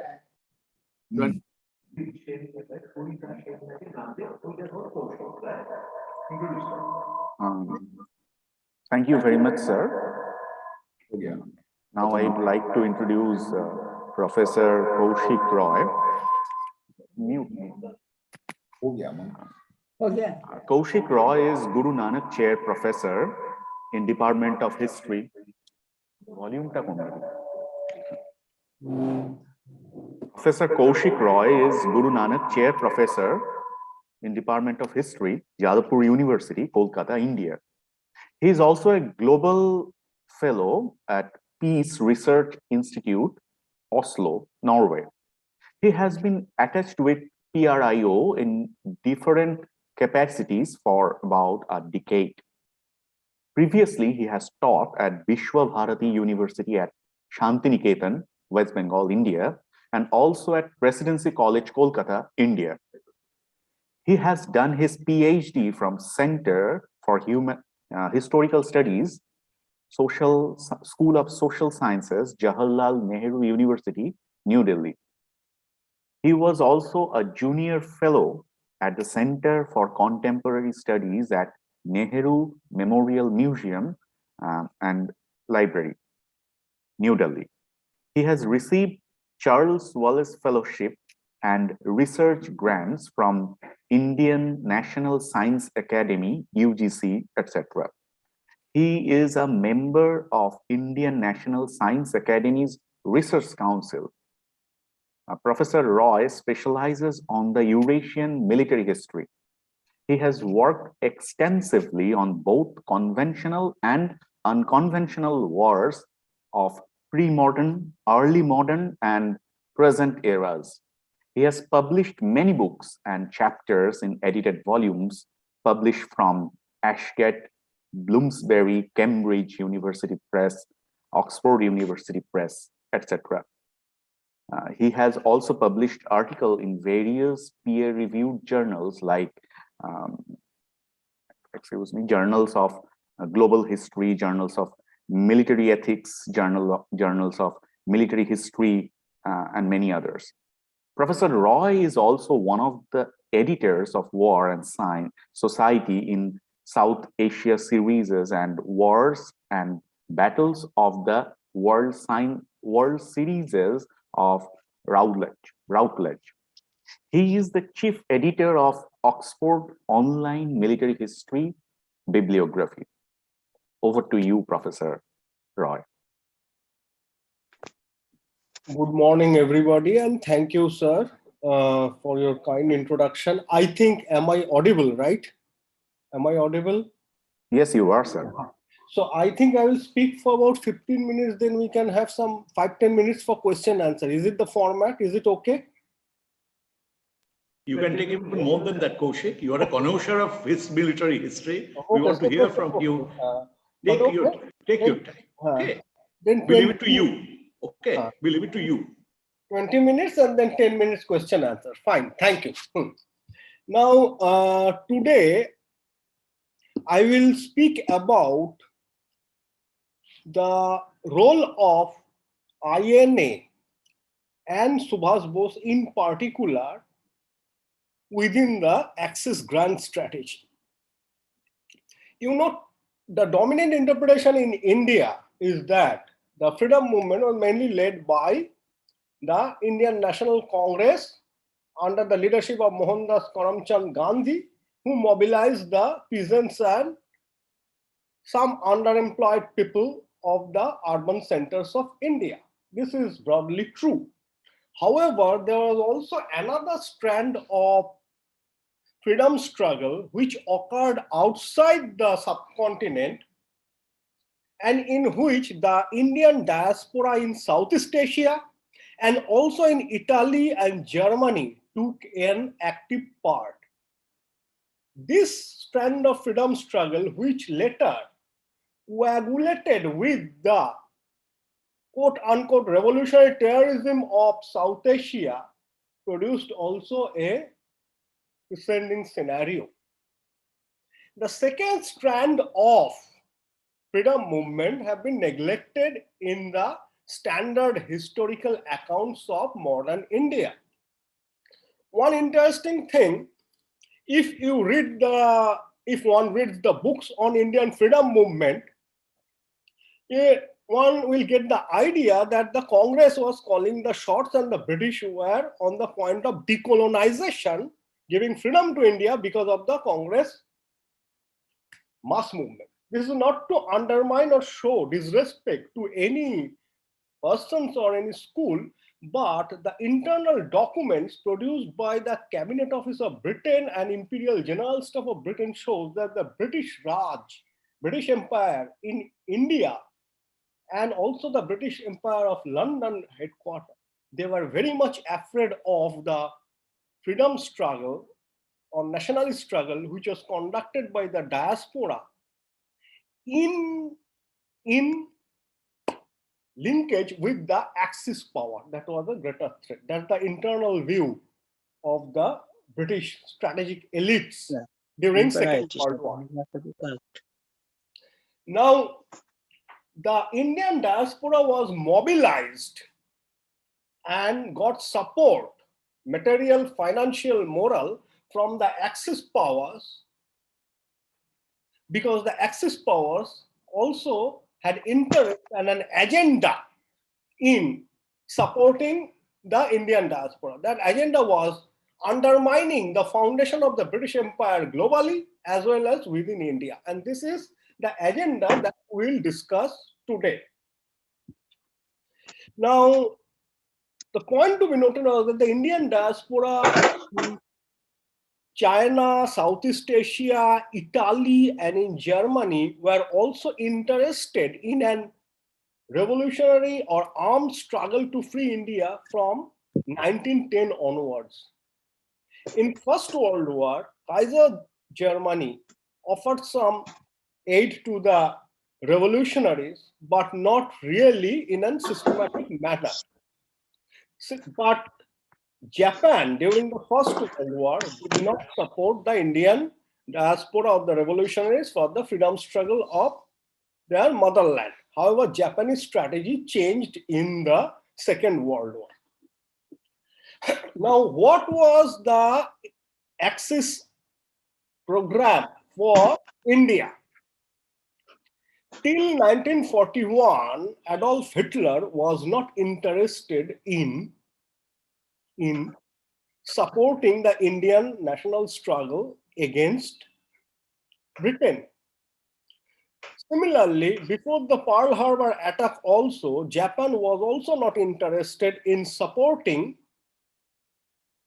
Indian revolutionaries or the Indian diaspora armed struggle against the British Empire in an active manner.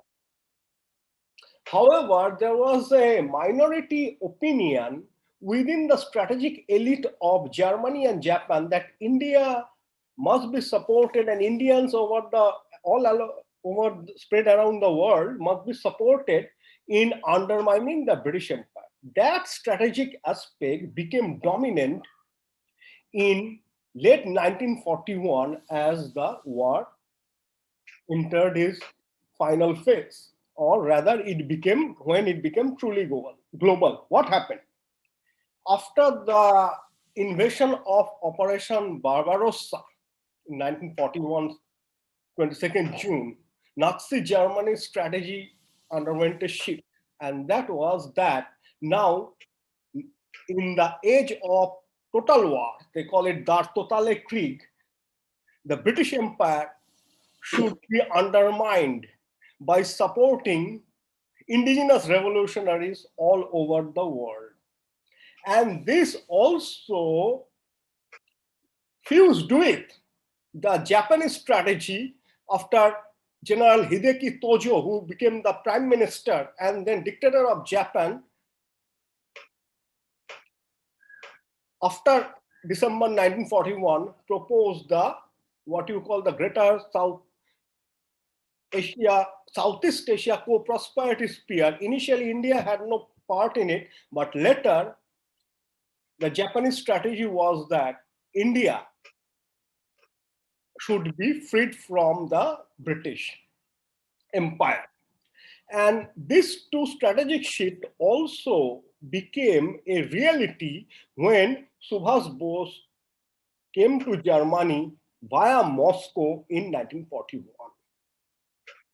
So what was the position of India in the new world order which Hitler and Tojo envisioned? The liaison officer between Hitler and Tojo was Admiral Ushima, who was in Berlin, the Japanese ambassador. So the new world order to be created by the Axis, in that it was laid out, there should be a gross Indian, Greater India, which should stretch from the borders of Burma or West Burma in the east up to Helmand Valley, that means including Afghanistan, and in the north from Tibet up to Sri Lanka. And that gross Indian, Greater India, would be the, what you call the no man's land between the Japanese Empire, which ended at Burma, and the German European Reich, which would include Europe as well as Russia up to the Urals. So that is the agenda. Italy, a weaker partner, also supported the German-Japanese vision of India.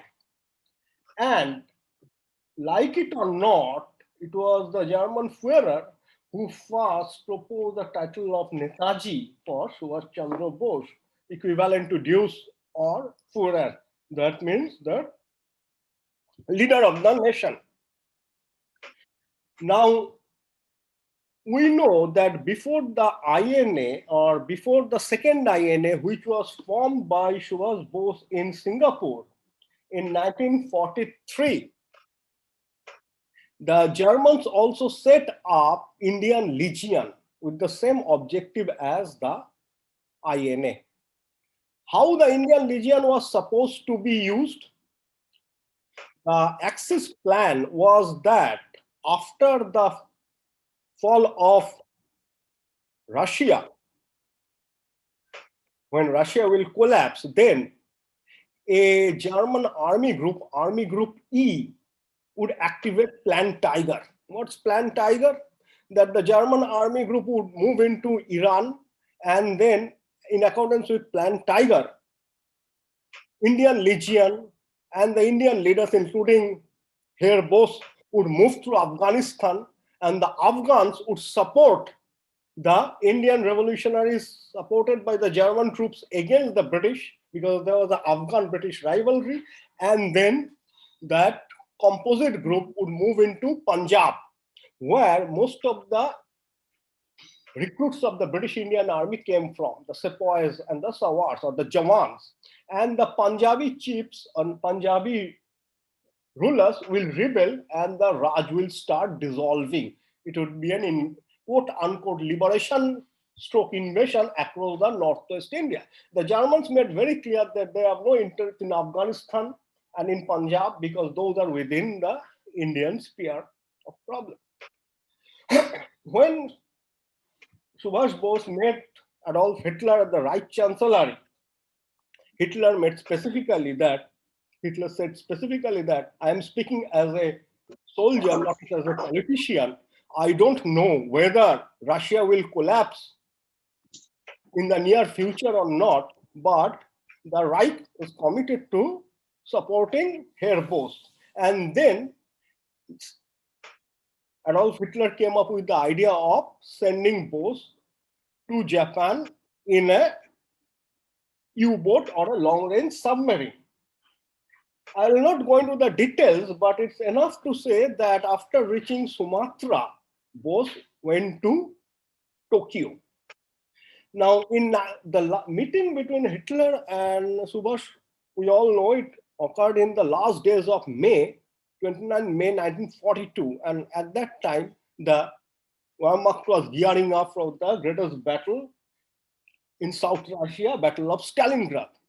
Hitler made very clear that we don't know whether the campaign will aim for a victory of Germany in 42, but it's better, Herr Bose, that you don't wait in Germany, but go to Japan and from there organize an invasion, which would be nearer, because Burma had already been occupied by the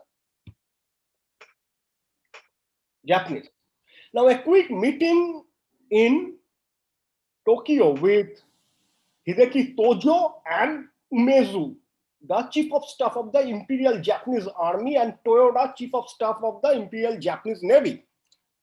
Now, Japanese strategy was at also crossroad also. The Imperial Japanese Army was not interested in supporting Indian revolutionaries or the Indian diaspora in Southeast Asia for fight against the British in India, because the Imperial Japanese Navy was looking at Pacific, and their main enemy was, mission vision was USA. The Imperial Japanese Army, however, was very much interested in supporting the Indian diaspora via I.N.A. and Bose. Previously, their plan with Mohan Singh had failed in supporting the armed struggle against the British in India. Because if the British Raj in India collapses, then the Japanese in Burma and Southeast Asia would feel secure, because there cannot be any further counter-offensive by the Allied army from India towards Burma. Finally, Tojo took the call and said that Bose should be supported wholeheartedly. And Bose then set up his headquarters at Sionan, the new name with the Japanese game, to Singapore. Now, in Southeast Asia, Bose then in 1943 set up the second I.N.A. The first I.N.A. was set up by Mohan Singh and Hikari Khan of the Japanese intelligence agency liaisoning with the Indian Revolution. Du sollst mich befolgen, du sollst abhauen, ja? Und dann sowas, das gefällt mir gar nicht. Du hast nichts beigetragen. Nein, nein, das kann ich selber. Das kann ich selber. Is anybody intervening? Right, if you want to ask any questions, please do so after the presentation is over. Kaushik, please go ahead. Yeah, thank you. Okay. Now, in 1943, when Bose set up the second I.N.A., there was a strategic shift in his organization also. What was that? The first I.N.A. was only dependent on the prisoner of war captured by the Japanese during their Malayan campaign. And of the Indian prisoners of war, the Punjabis, Sikhs, Pathans, and the Gurkhas were not interested to join. There were 60,000 Indian prisoners of war taken during the Malayan campaign. And of the 60,000, some 20,000 who were Biharis, UPs, and South Indian, they joined.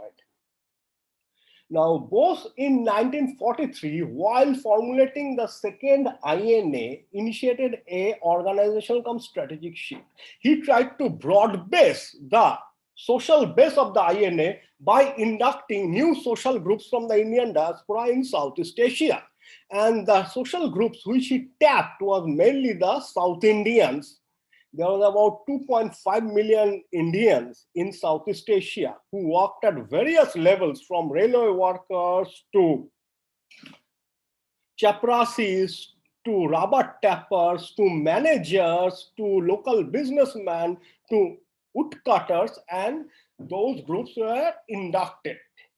So that was where Bose was expanding the base of the national struggle in Southeast Asia by actively mobilizing the Indian diaspora in Southeast Asia through IPL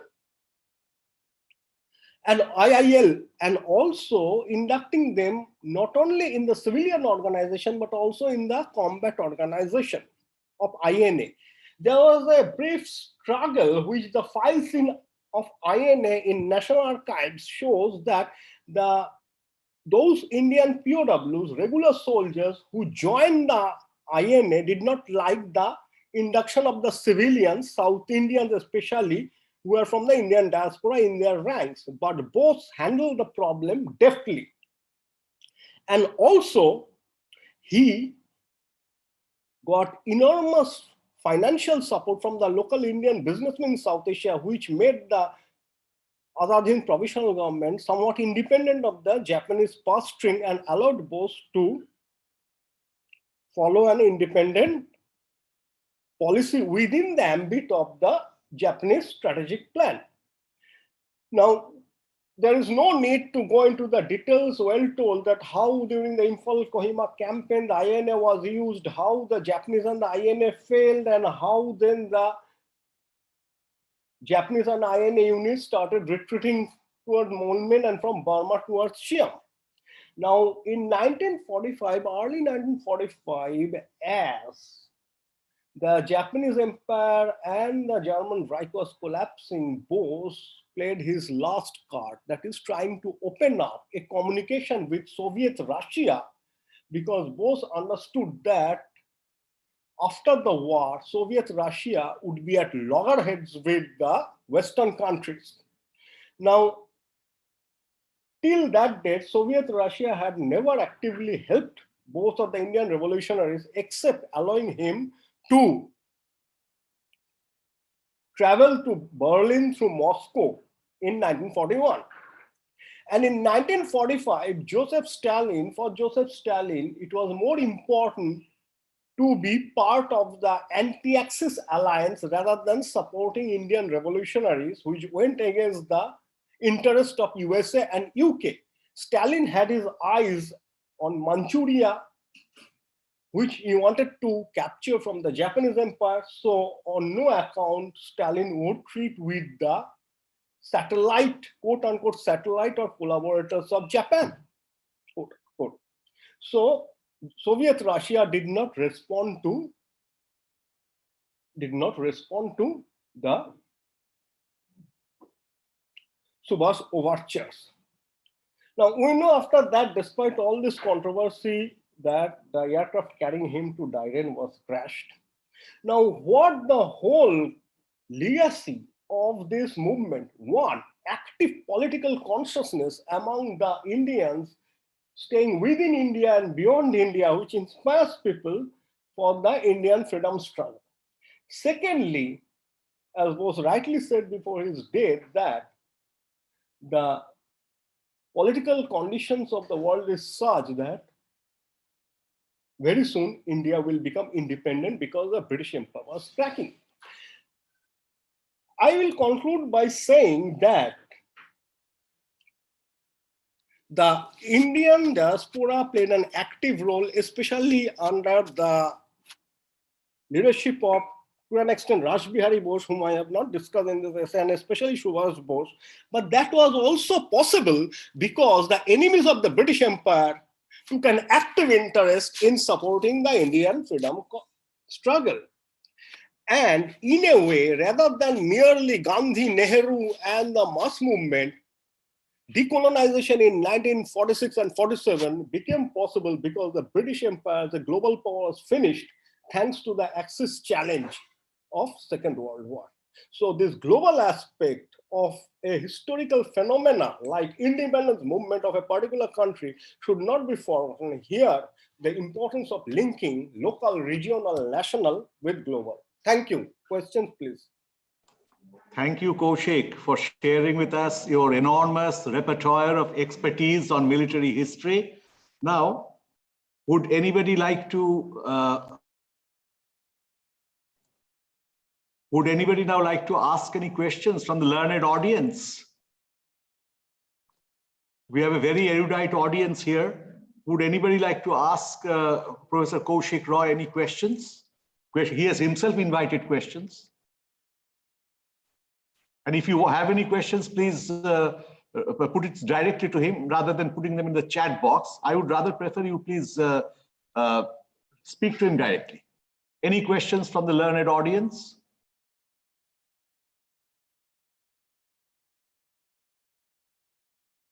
Can you all hear me? I've invited questions as Kaushik wanted me to say. He's ready to answer any queries or any interventions from anyone from the audience. Or should we go over to the next speaker? Good afternoon, sir. Am I audible? Yes, absolutely.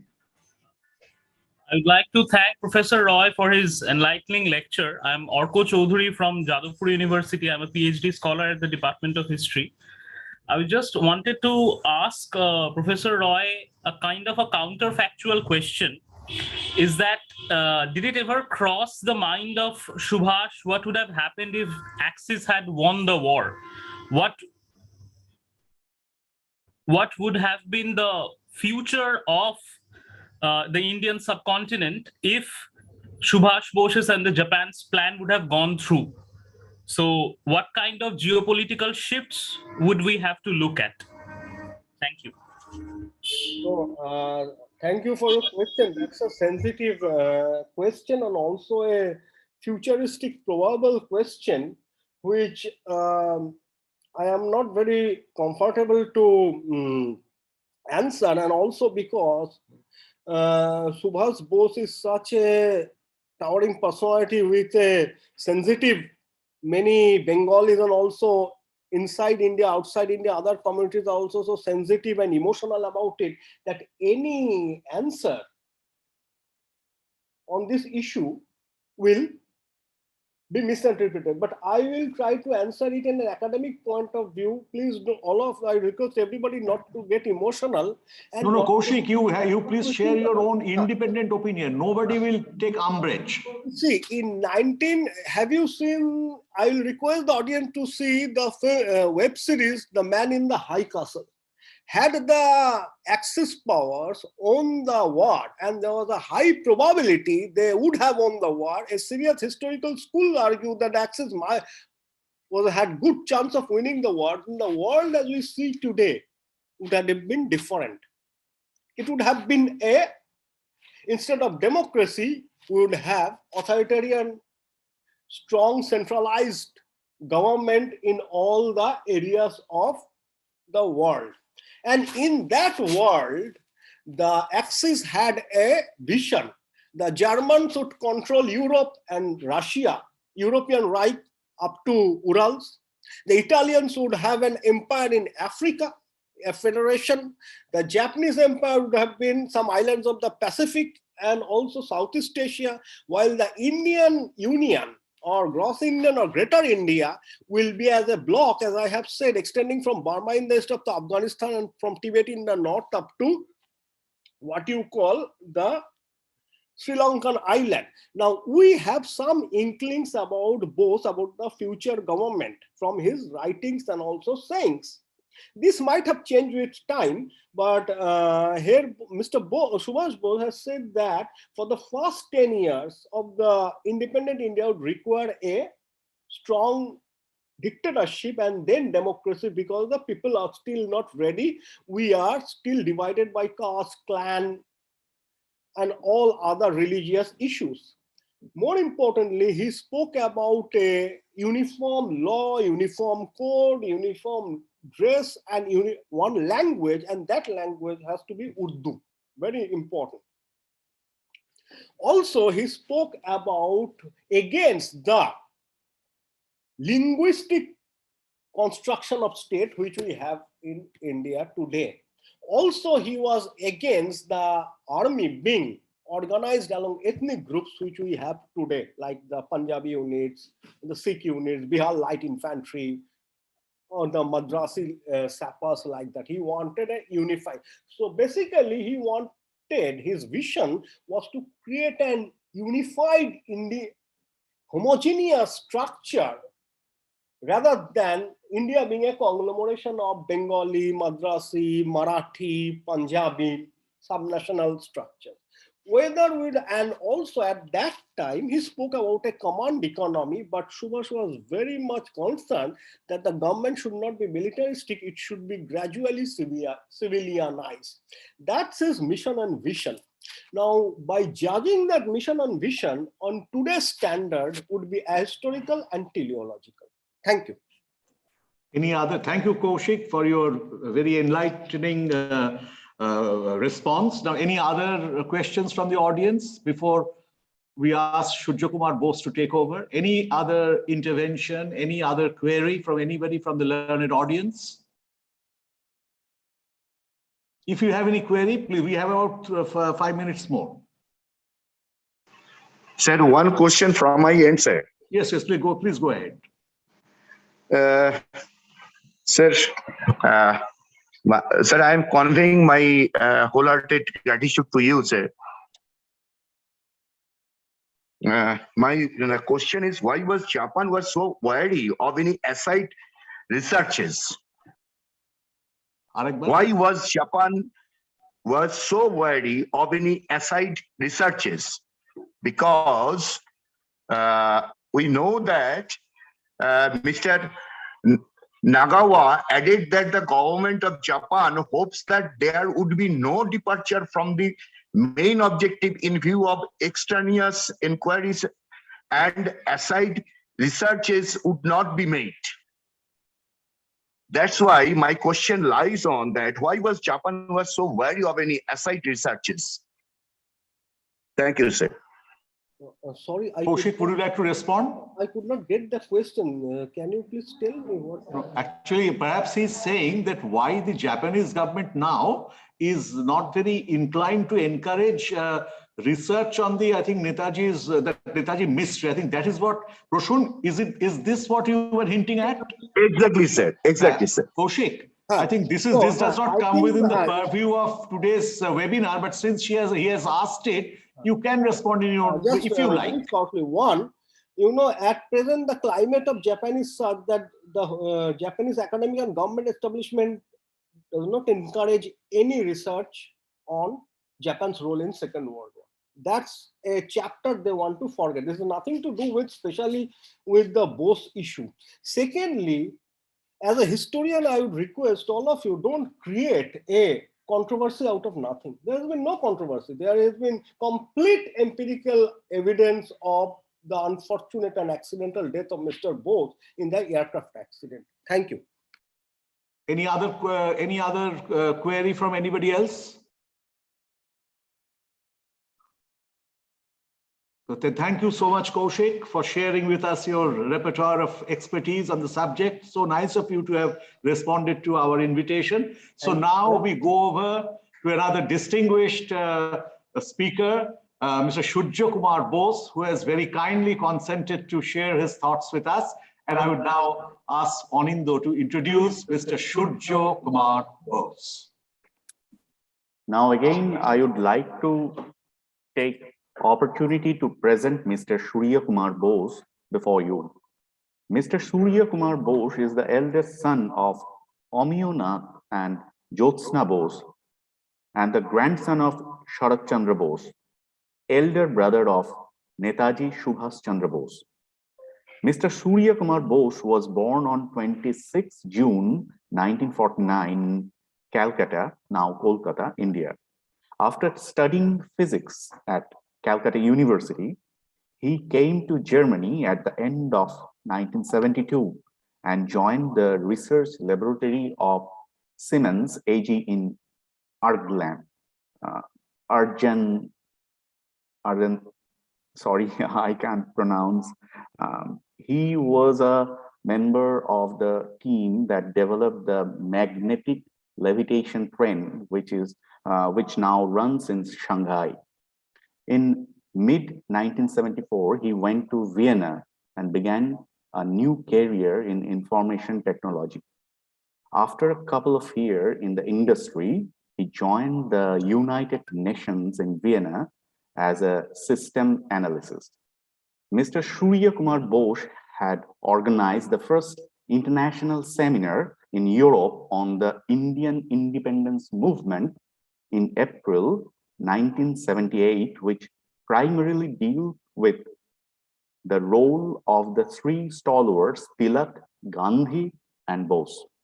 Over the last many decades, Mr. Surya Kumar Bose has spoken at many seminars dealing with the role of Subhash Chandra Bose in the freedom struggle.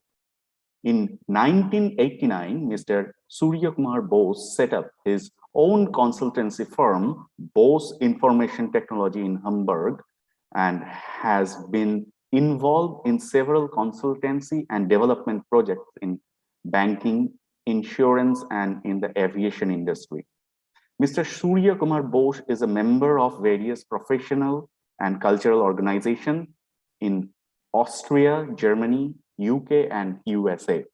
His articles have been published in several technical, economic, as well as political journals. He is at present the president of the Indo-German Association in Hamburg. Over to you, sir.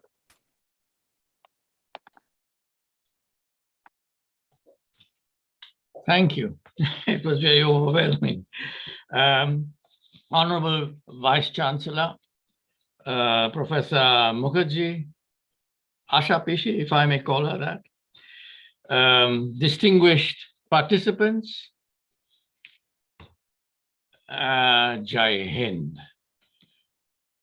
Professor Roy, you have covered quite a bit of what I wanted to talk about, but anyway, I'll try my best to cover certain aspects which probably wouldn't interest a historian that much. I'm neither a historian nor an author, but I've had the privilege of having interacted and met many contemporary witnesses of the period who knew Subhash Chandra Bose from close quarters. Now, could I have the presentation possibility? I wanted to put forward something. Mr. Bose, would you like to use slides? Yes. Yes, please. it is very much there. You can do it. You can go ahead. Can you see it? Yes, absolutely. Very clearly. Ah, okay. Yes, yes. Yes, well, I would like to make some introductory remarks, sort of as a preamble to Netaji going to Germany. And Professor Mukherjee asked me to talk about Netaji in Germany, but I presume it is the period during the war and not in the 1930s. Now, in 1939, my father, Amionath Bose, who was studying in England, wanted to spend his summer vacation somewhere in Europe. But his uncle Subhash asked him to come to India and gave him some names of persons whom he should meet in Europe, in Austria, before coming to India. He wanted certain information. It was about the war situation, whether a war would take place, and when it would happen. Now, what happened, my father had come down and he was going to go back to England. And his uncle Subhash wanted him to carry 2 letters. One addressed to Stalin, and the other was from the CPI to the Comintern. He wanted the Soviet government to attack India on the northwest frontier, which would help the Indian revolutionaries to start a movement within India. Whether it was a very practical idea or feasible idea, we do not know. But what happened was my grandfather, Sharat Chandra, and my grandmother, and Subhash, they went to Bombay, to Mumbai, to Bombay, to see off Amionath on his way back to England. Now, Subhash and my father were sharing one room in the hotel, and my grandparents in another.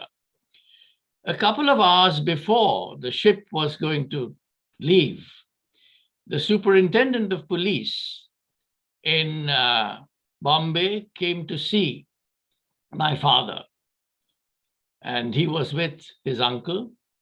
The superintendent told him, if you want to go back to England, you cannot go by this ship. You have to fly to Karachi, and then from Karachi to Poole. Poole was the airport which was also during the war, which is outside London.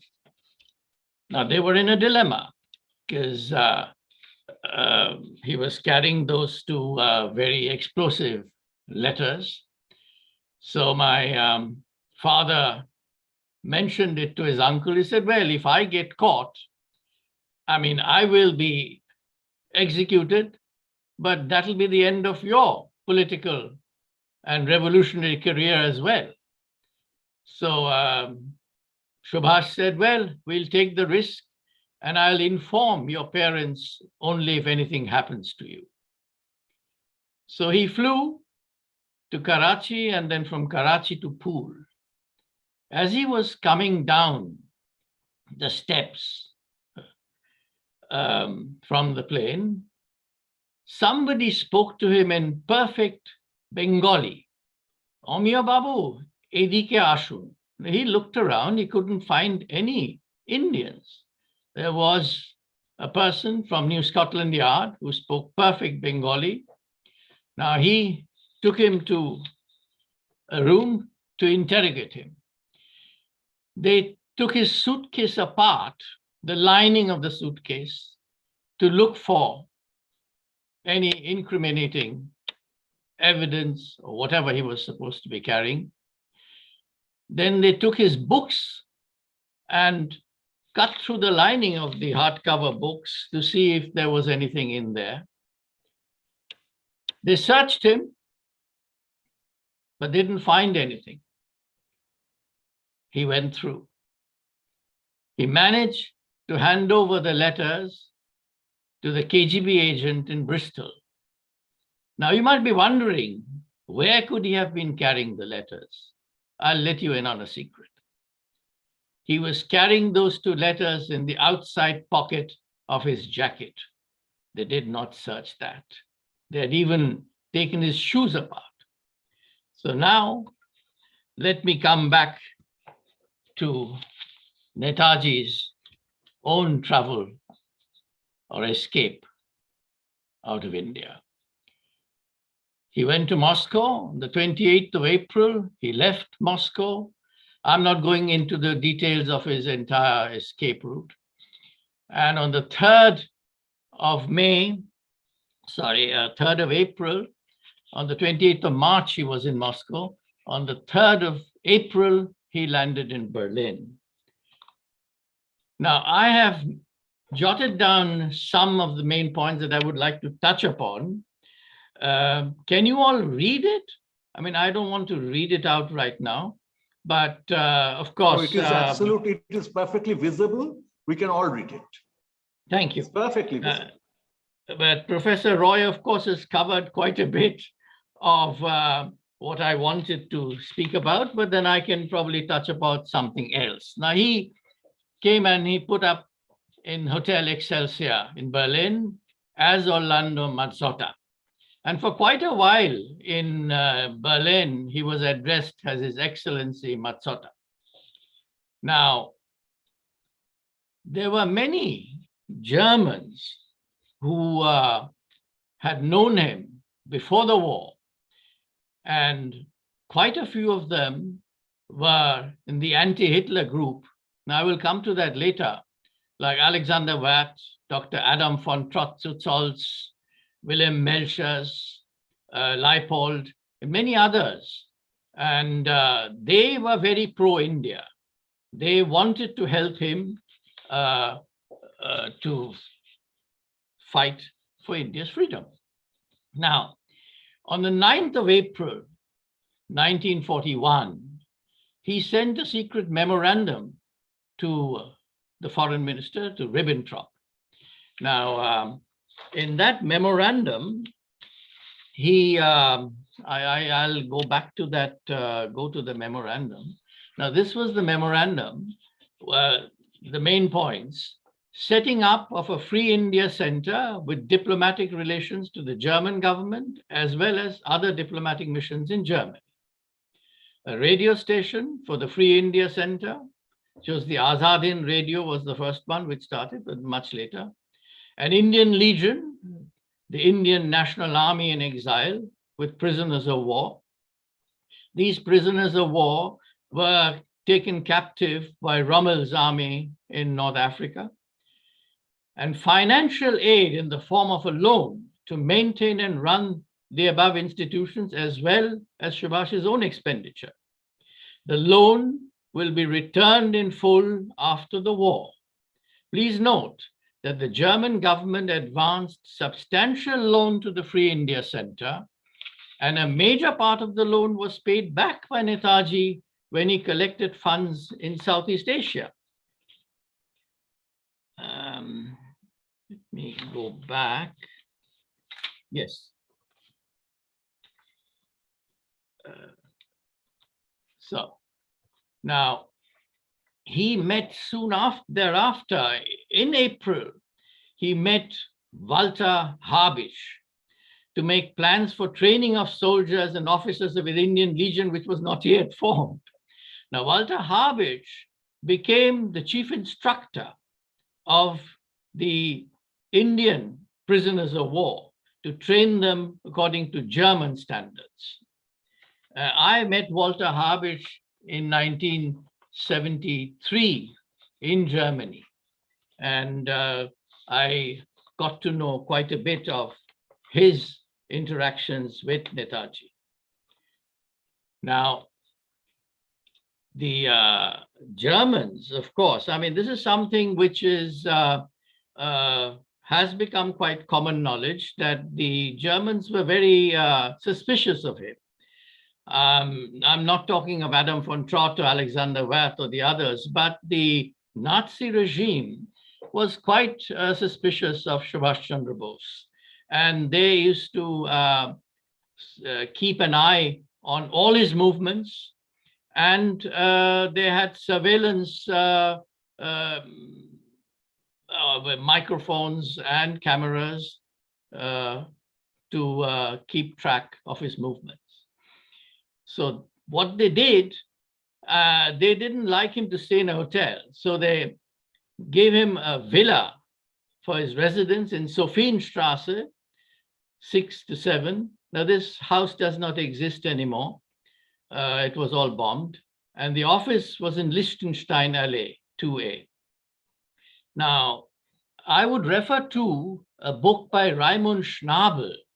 Now, Raimund Schnabel was a member of the Hitler Youth, but then he went against the Nazi government and he was put in prison. And Raimund Schnabel did get to know Netaji. And he wrote a very good book called the, what was it now? Wait a minute, I'll give you the name of the book.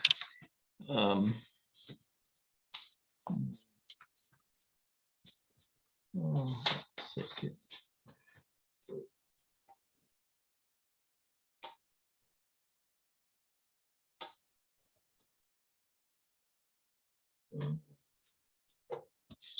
Sorry about this interruption, but I'll come back to the name. But Raimund Schnabel has mentioned very clearly that his residence as well as his office was all being monitored by people that they had planted there to work or help in the household or in the office. And Netaji actually knew about it.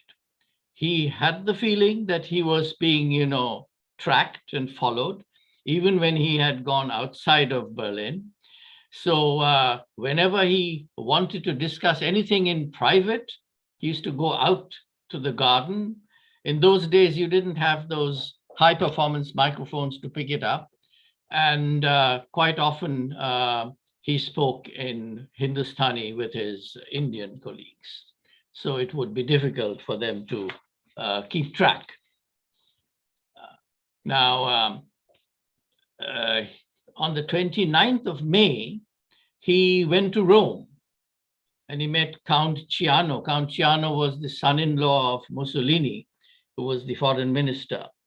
Now, Count Ciano was not very helpful during this period. I mean, he had met Count Ciano earlier as well.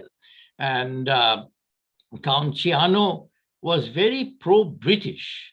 Now, I will come to that later.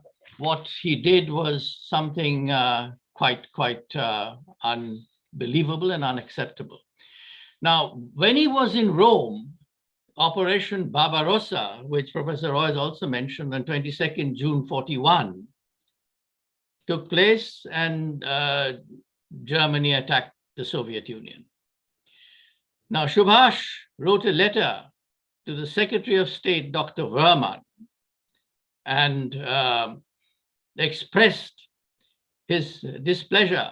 He mentioned that in this war, the sympathy of the people of India were on the side of the Soviets. So you can imagine sitting in Europe, I mean, he went back to Berlin, being so critical about the German government. He could have been executed, he could have been thrown into prison, but he did take that risk. Now, then from Rome, he went on 9th of July to Vienna, and he asked Emily Schenkel, who had been his secretary during the 30s and whom he had known very closely. He asked her to come to Berlin because he wanted somebody with him whom he could trust. So very soon thereafter, now he went back on the 14th of July. Now, very soon thereafter, Emily Schenkel went and joined him in Berlin. Now, there was, you see, as I had mentioned, Adam von Trott, Alexander Werth, they were very interested in helping Netaji. They had set up a Sonderreferat India. There was a special department for India in the Foreign Office, and Adam von Trott was in charge. Now, I will be, it will not be everything very chronological, but I will now jump to the first meeting of the Free India Center, which happened on the 2nd of November, 1941. Quite a few important things happened then. Now, these were the decisions, the inaugural meeting of the Free India Center, the 2nd of November, 1941. There was an unanimous decision by those present to address Subhash Chandra Bose as Netaji. Till 2nd of November, 1941, he was only Subhash Chandra Bose. And after 2nd of November, 1941, he was addressed as Netaji, and also in Southeast Asia. Even the Germans addressed him as Netaji. In fact, when I reached Germany in the late 72 and in 1973, when I met a lot of his compatriots, they addressed me with Jai Hind. I mean, I was quite taken aback that even the Germans who were with the Indian Legion or associated with the movement then used Jai Hind as a greeting. And a common language was suggested, Hindustani, a mixture of Hindi and Urdu in Roman script, a suitable national anthem. And after a long deliberation, Jana Gana Mana was chosen. Now, B.L. Mukherjee has written a short note on that, and I will read that out, if I may, in one of his books. He says, one evening, Netaji invited us all to his residence for dinner. And there he told me to sing, because I used to sing in Berlin official radio. We had our program, Namaste Hind. And we had another gentleman. He did not join our organization fully, but he was a doctor of music. He was Dr. Ambik Majumdar. And he actually composed the present notation of this Jana Gana Mana. My singing and Ambik Majumdar's playing on piano was finally decided as this to be our national anthem. So I will come to the national anthem, the birth of the national anthem later on. Now, and there was a decision that there would be the Indian tricolor would be used with the leaping tiger of Tipu Sultan on it. And this was the Free India Center. So, yes. Now I've taken, it's a photo taken in the office, which was the Free India Center as well in early 1942. Can you see the photo clearly, or is it, am I audible? Absolutely. Okay. Now, some notes regarding the Indian Legion. Now, I have missed out something on the 29th of November, 1941. Subhash had his first face-to-face meeting with Ribbentrop. Now, Ribbentrop at that point of time was not very helpful, but his Sonderreferat with Adam von Trott and others, they were going full force on setting up the Indian Legion in Germany.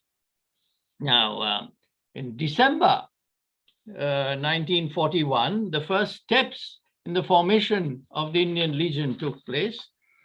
And regarding the Indian Legion, as I've already mentioned, Netaji had already spoken to, and Walter Habish was the main instructor. Then Professor Paul Thieme, who was an Indologist, was engaged to teach Hindustani to all the German instructors and to the Indians who did not know Hindustani. It was decided there would be a common kitchen for all, which was something which even the Germans thought would be possible, but it was. There would be no distinction based on religion. This is what an Indian soldier had to say. He was in the Legion. There were a lot of these Indians have written also short books on the Indian Legion. Now, he said there was complete harmony amongst our ranks. All religious faiths were respected. But this is something which was sort of an experiment that Netaji did with the Indian Legion, which was then followed up with the Indian National Army in Southeast Asia, where there was a common kitchen and there was no differentiation made on religious faiths. And this was a camp in the Indian Legion in Königsbruck in the summer of 42. I've just picked out a photograph. The initial stages of recruitment for the Indian Legion was not easy going. There were 5 civilians and 3 prisoners of war. That's how it started. So, no, this is not something which I wanted to. Let me go back. Yes, what I wanted to mention was, is Cam. Right. Now, the Azadin radio, we had talked about the Azadin radio was ultimately set up in the beginning of January, and 7th January 42 was the first broadcast on Azadin radio. M.R. Vyas, who was the personal secretary to Netaji, was also the chief editor of the radio. And on the 27th of January 42, the first 8 volunteers for the Indian Legion, 5 civilians and 3 POWs. Gurbachan Singh Mangat has written a book about the Indian Legion. That book is available, I believe, in India as well. And Netaji spoke for the first time on 19th February 1942 on Azadin radio. Now, I will do a bit of a hop, step, and jump.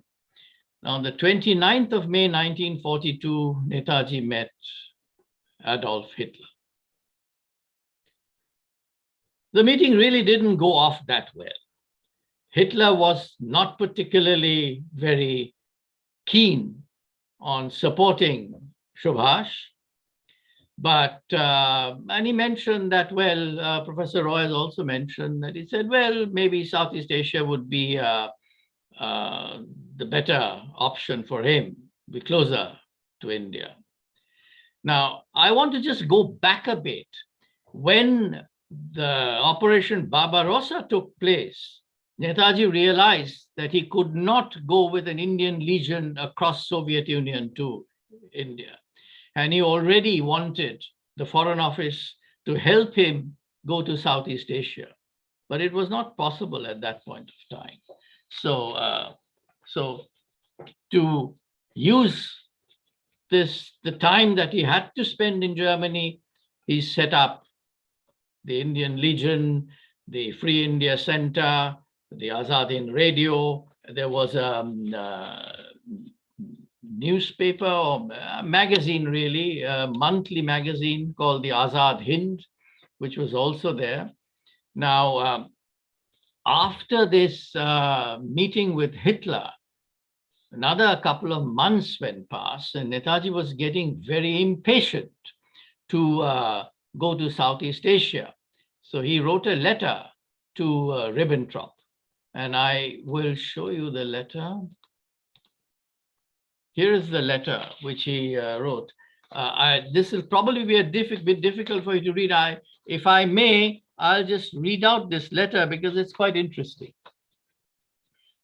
Your Excellency, since I had the honor. Did anybody say something? Oh. Your Excellency, since I had the honor of meeting Your Excellency last, about 2 months have elapsed. As Your Excellency is aware, the Italian Air Force has, during this period, made experimental flights to the Far East and back. 2 such flights have been quite successful, and it is thereby demonstrated that such a flight has a reasonable measure of safety. In view of this experience, I would like to avail myself of this opportunity of traveling to the Far East. I'm sure that the Italian government will gladly make the necessary arrangements for another flight to the Far East if requested by the German government. Under these circumstances, I shall be grateful if Your Excellency will kindly ask for the approval of His Excellency the Führer to the above proposal. In view of the internal developments in India, I should like to be in the Far East in the first week of August, if possible, assuring Your Excellency of my warmest regards. I'm faithfully Subhash Chandra Bose.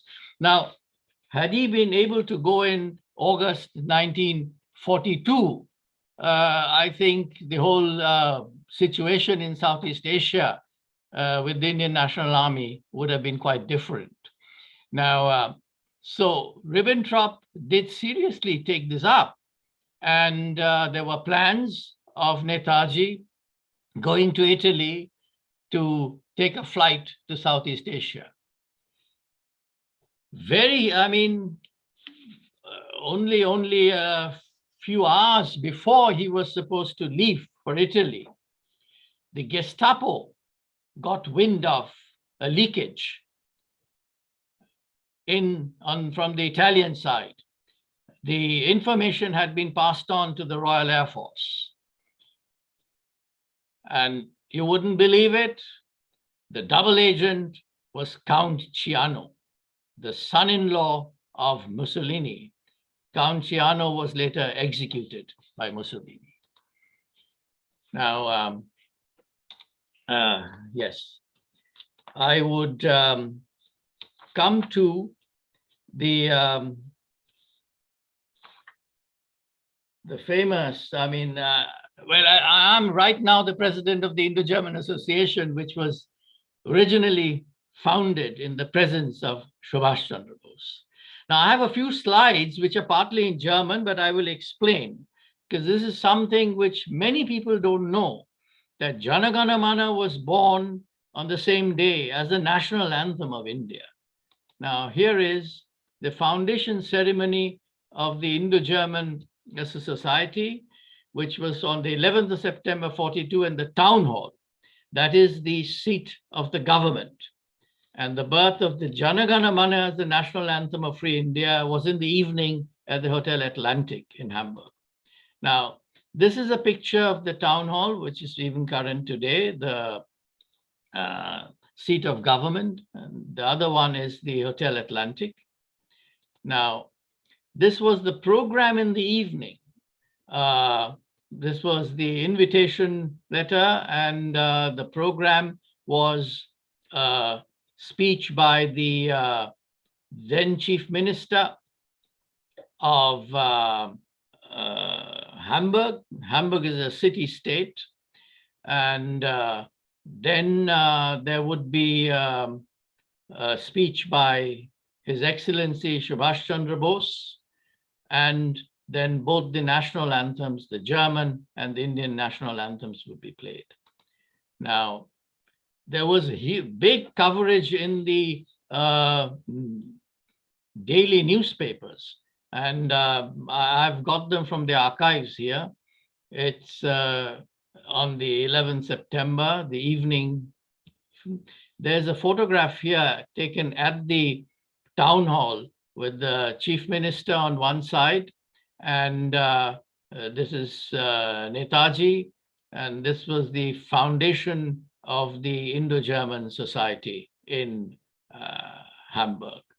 So this got pretty wide coverage in the press then, and it's about Netaji being in Hamburg and all that. Now, this is in the Hotel Atlantic in the evening. This was his speech, and that's the orchestra of the predecessor of the current day North German radio television orchestra, which played the Jana Gana Mana. And I hope you'll be able to listen to this. I'm playing the original recording of Jana Gana Mana. The date, the 11th of September 1942. The time, 6 p.m. The occasion, the inauguration of the German Indian Society at the Hotel Atlantic, Hamburg. At the ceremony were present Netaji's wife from the book, N.G. members of the Indian people, a number of German dignitaries, including the mayor of Hamburg, diplomats from other countries. The function concludes with a playing of the German and Indian nationalities. The band was the chamber orchestra of Radio Hamburg. The band leader, Dr. I.N.A.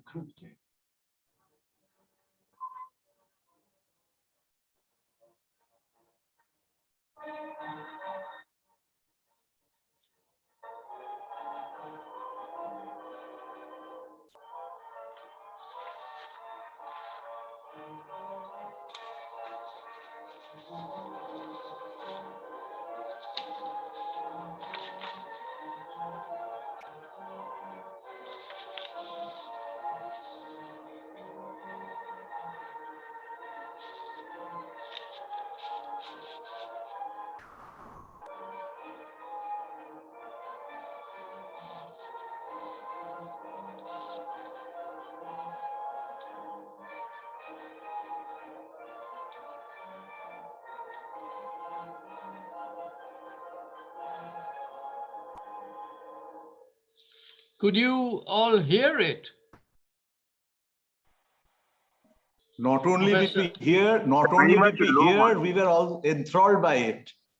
This was, you see, there are certain flaws in the recording because it was originally recorded on wax, and then it was transferred onto a reel-to-reel tape. And the N.G. Ganpule, who was one of the close associates of Netaji, had this original tape, which was handed over to All India Radio when after Ganpule passed away. And they did a program on the 23rd of January, 1980 called National Anthem, Born in Exile. And I want to add another anecdote. Soon thereafter, in 1942, on the 20th of November, my father was called by BBC to come and listen to a recording. And he remembers it very well because that was also his birthday. But the recording was from a couple of days before that. It was the Berlin Philharmonic Orchestra under their world-famous conductor, Furtwängler, conducting the Berlin Philharmonic Orchestra concert. Was a Beethoven concert. And after that, they played Jana Gana Mana as the national anthem of India. So that's where my father also heard. And then Netaji made a speech. The BBC had asked him to come there to identify the voice, whether it was his uncle. He could identify that as Subhash Chandra Bose. So these are the things that came to my mind that would be interesting to many, because it is not something that a historian covers. Can't hear.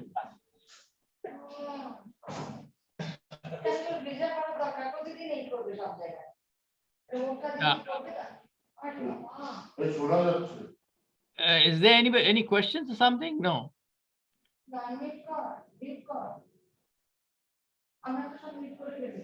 Professor Mukherjee? No, if you questions will be invited only after you have finished. No. Now, I've just put a photograph here with Professor Franz Heske. In fact, Heske was one of the initiators of the Indo-German Society. And Professor Heske had set up the Institute for Forestry in Hamburg. And he and his wife had been traveling to India since the 1920s and was engaged in transfer of technology in both directions. Now, the day after the birth of Jana Gana Mana, Professor Heske had invited to dinner at his residence many of those from the Indian Legion. And of course, you can see the first signature it is from the guest book of Professor Heske. I have met his daughter. She passed away a few years back. And I've seen the original guest book from which I took this photo. Subhash Chandra Bose. Then there you will find S.E.A. Nambiar and of course, Dr. Adam von Trott-Zu-Zolz. You may know that Adam von Trott-Zu-Zolz was with Stauffenberg in that plot to kill Hitler, the 20th July 44 plot to kill Hitler, which failed and he was executed. So that was about this. Now, something interesting I will tell you, where his submarine voyage on the 8th of February left from Kiel. Now, everybody knows about this submarine voyage. I don't want to go into that in detail. Now, this is a very interesting thing. There was one of the officers on board, August Marson. I've met him. In fact, I've met most of the surviving crew members of the submarine. He got married via wireless from the submarine to his would-be wife was on land in Germany.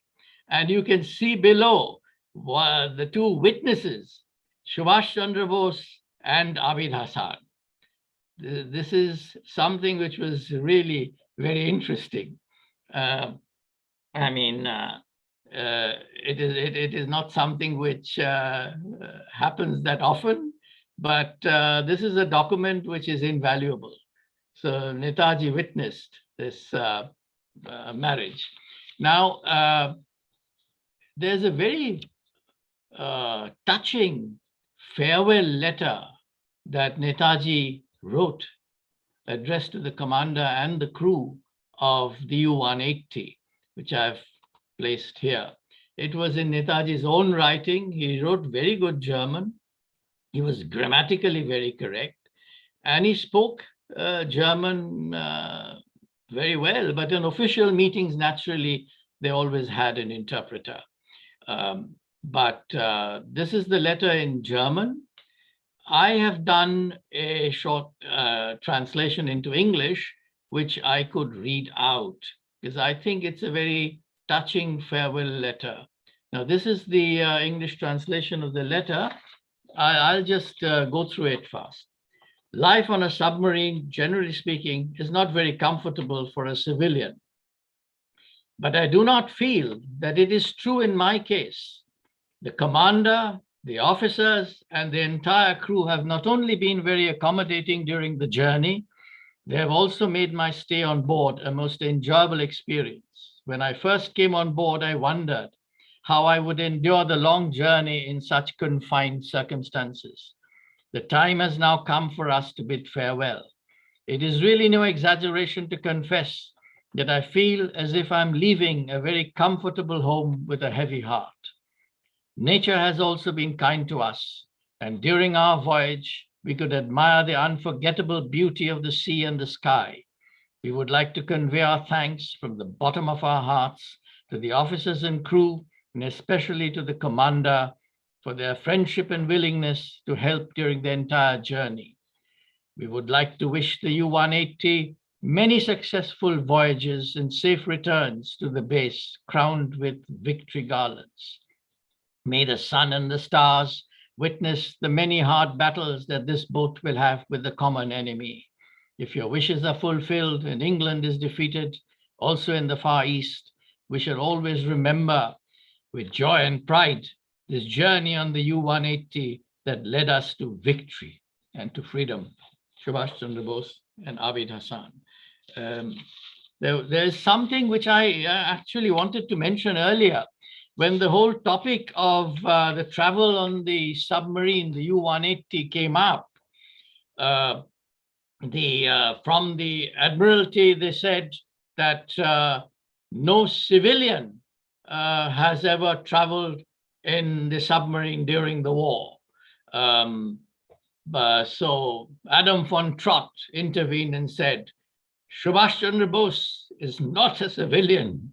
He's the commander of the Indian National Army. So that's how, I'm sorry, I'm getting emotional. That's how it worked out. So I would now request any questions that I may be able to answer. It was indeed a really, I would say, a memorable experience listening to you, sir. And the enormous amount of homework that you have done is really amazing. Now, may I ask the learned audience, any questions to Mr. Surya Kumar Bose, who happened to be the last speaker in this session? Would anybody like to ask him anything from the learned audience? Now you can ask him.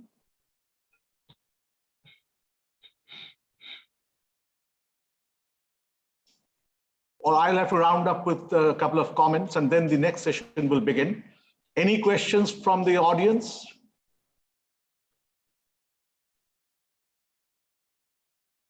Well, I don't see any questions. One last request. Anybody from the audience? Well, it has really been a most illuminating session. Mrs. Madhuri Bose really set the stage with her remarks on Netaji's ideas of emancipation and empowerment of women. And that was followed by what I would say something which belongs to, which I may say, if I may say so, immortal history, when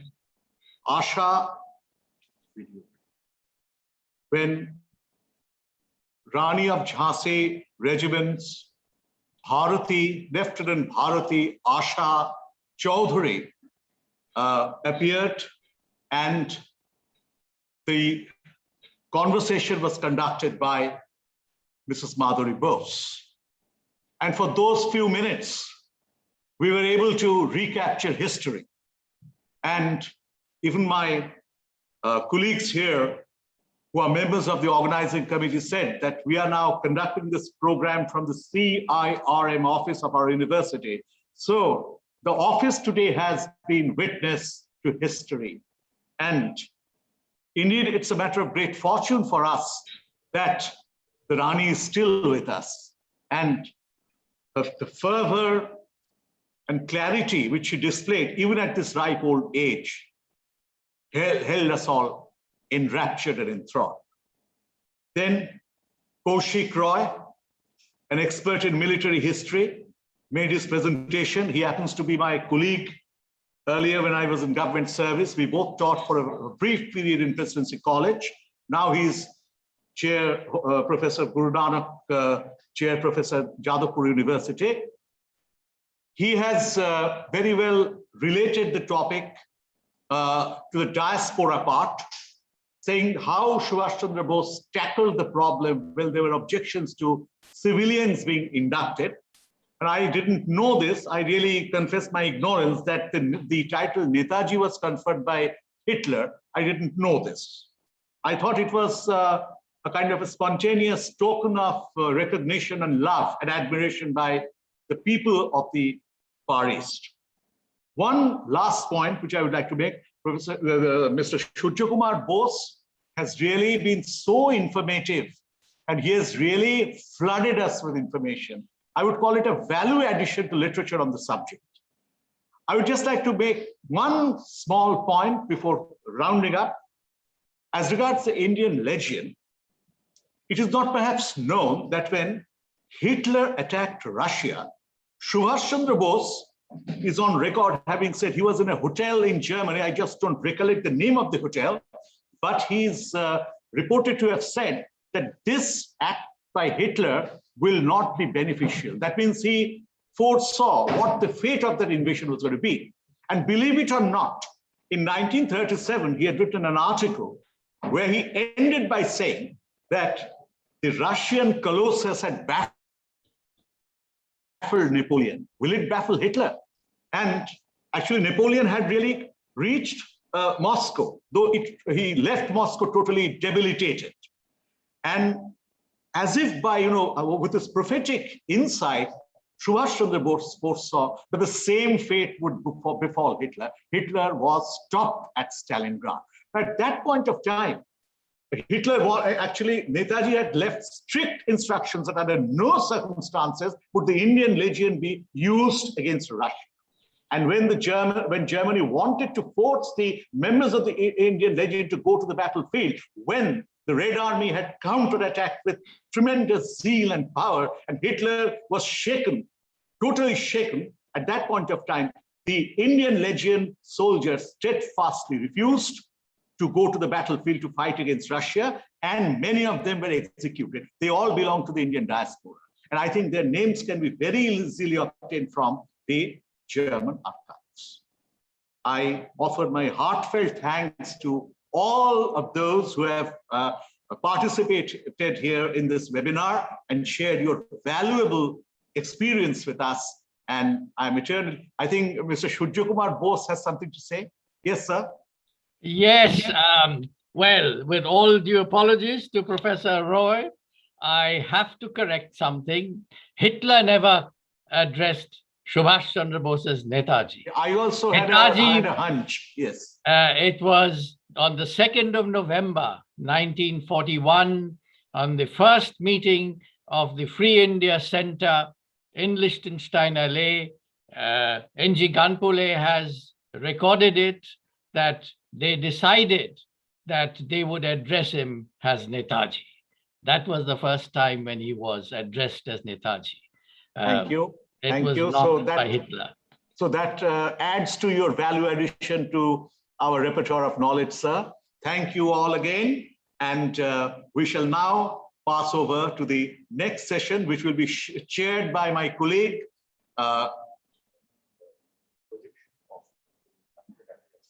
Sir, would you please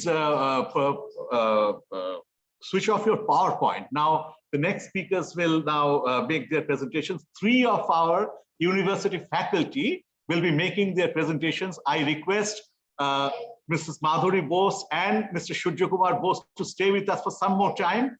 The presentations might be of interest to you, sir.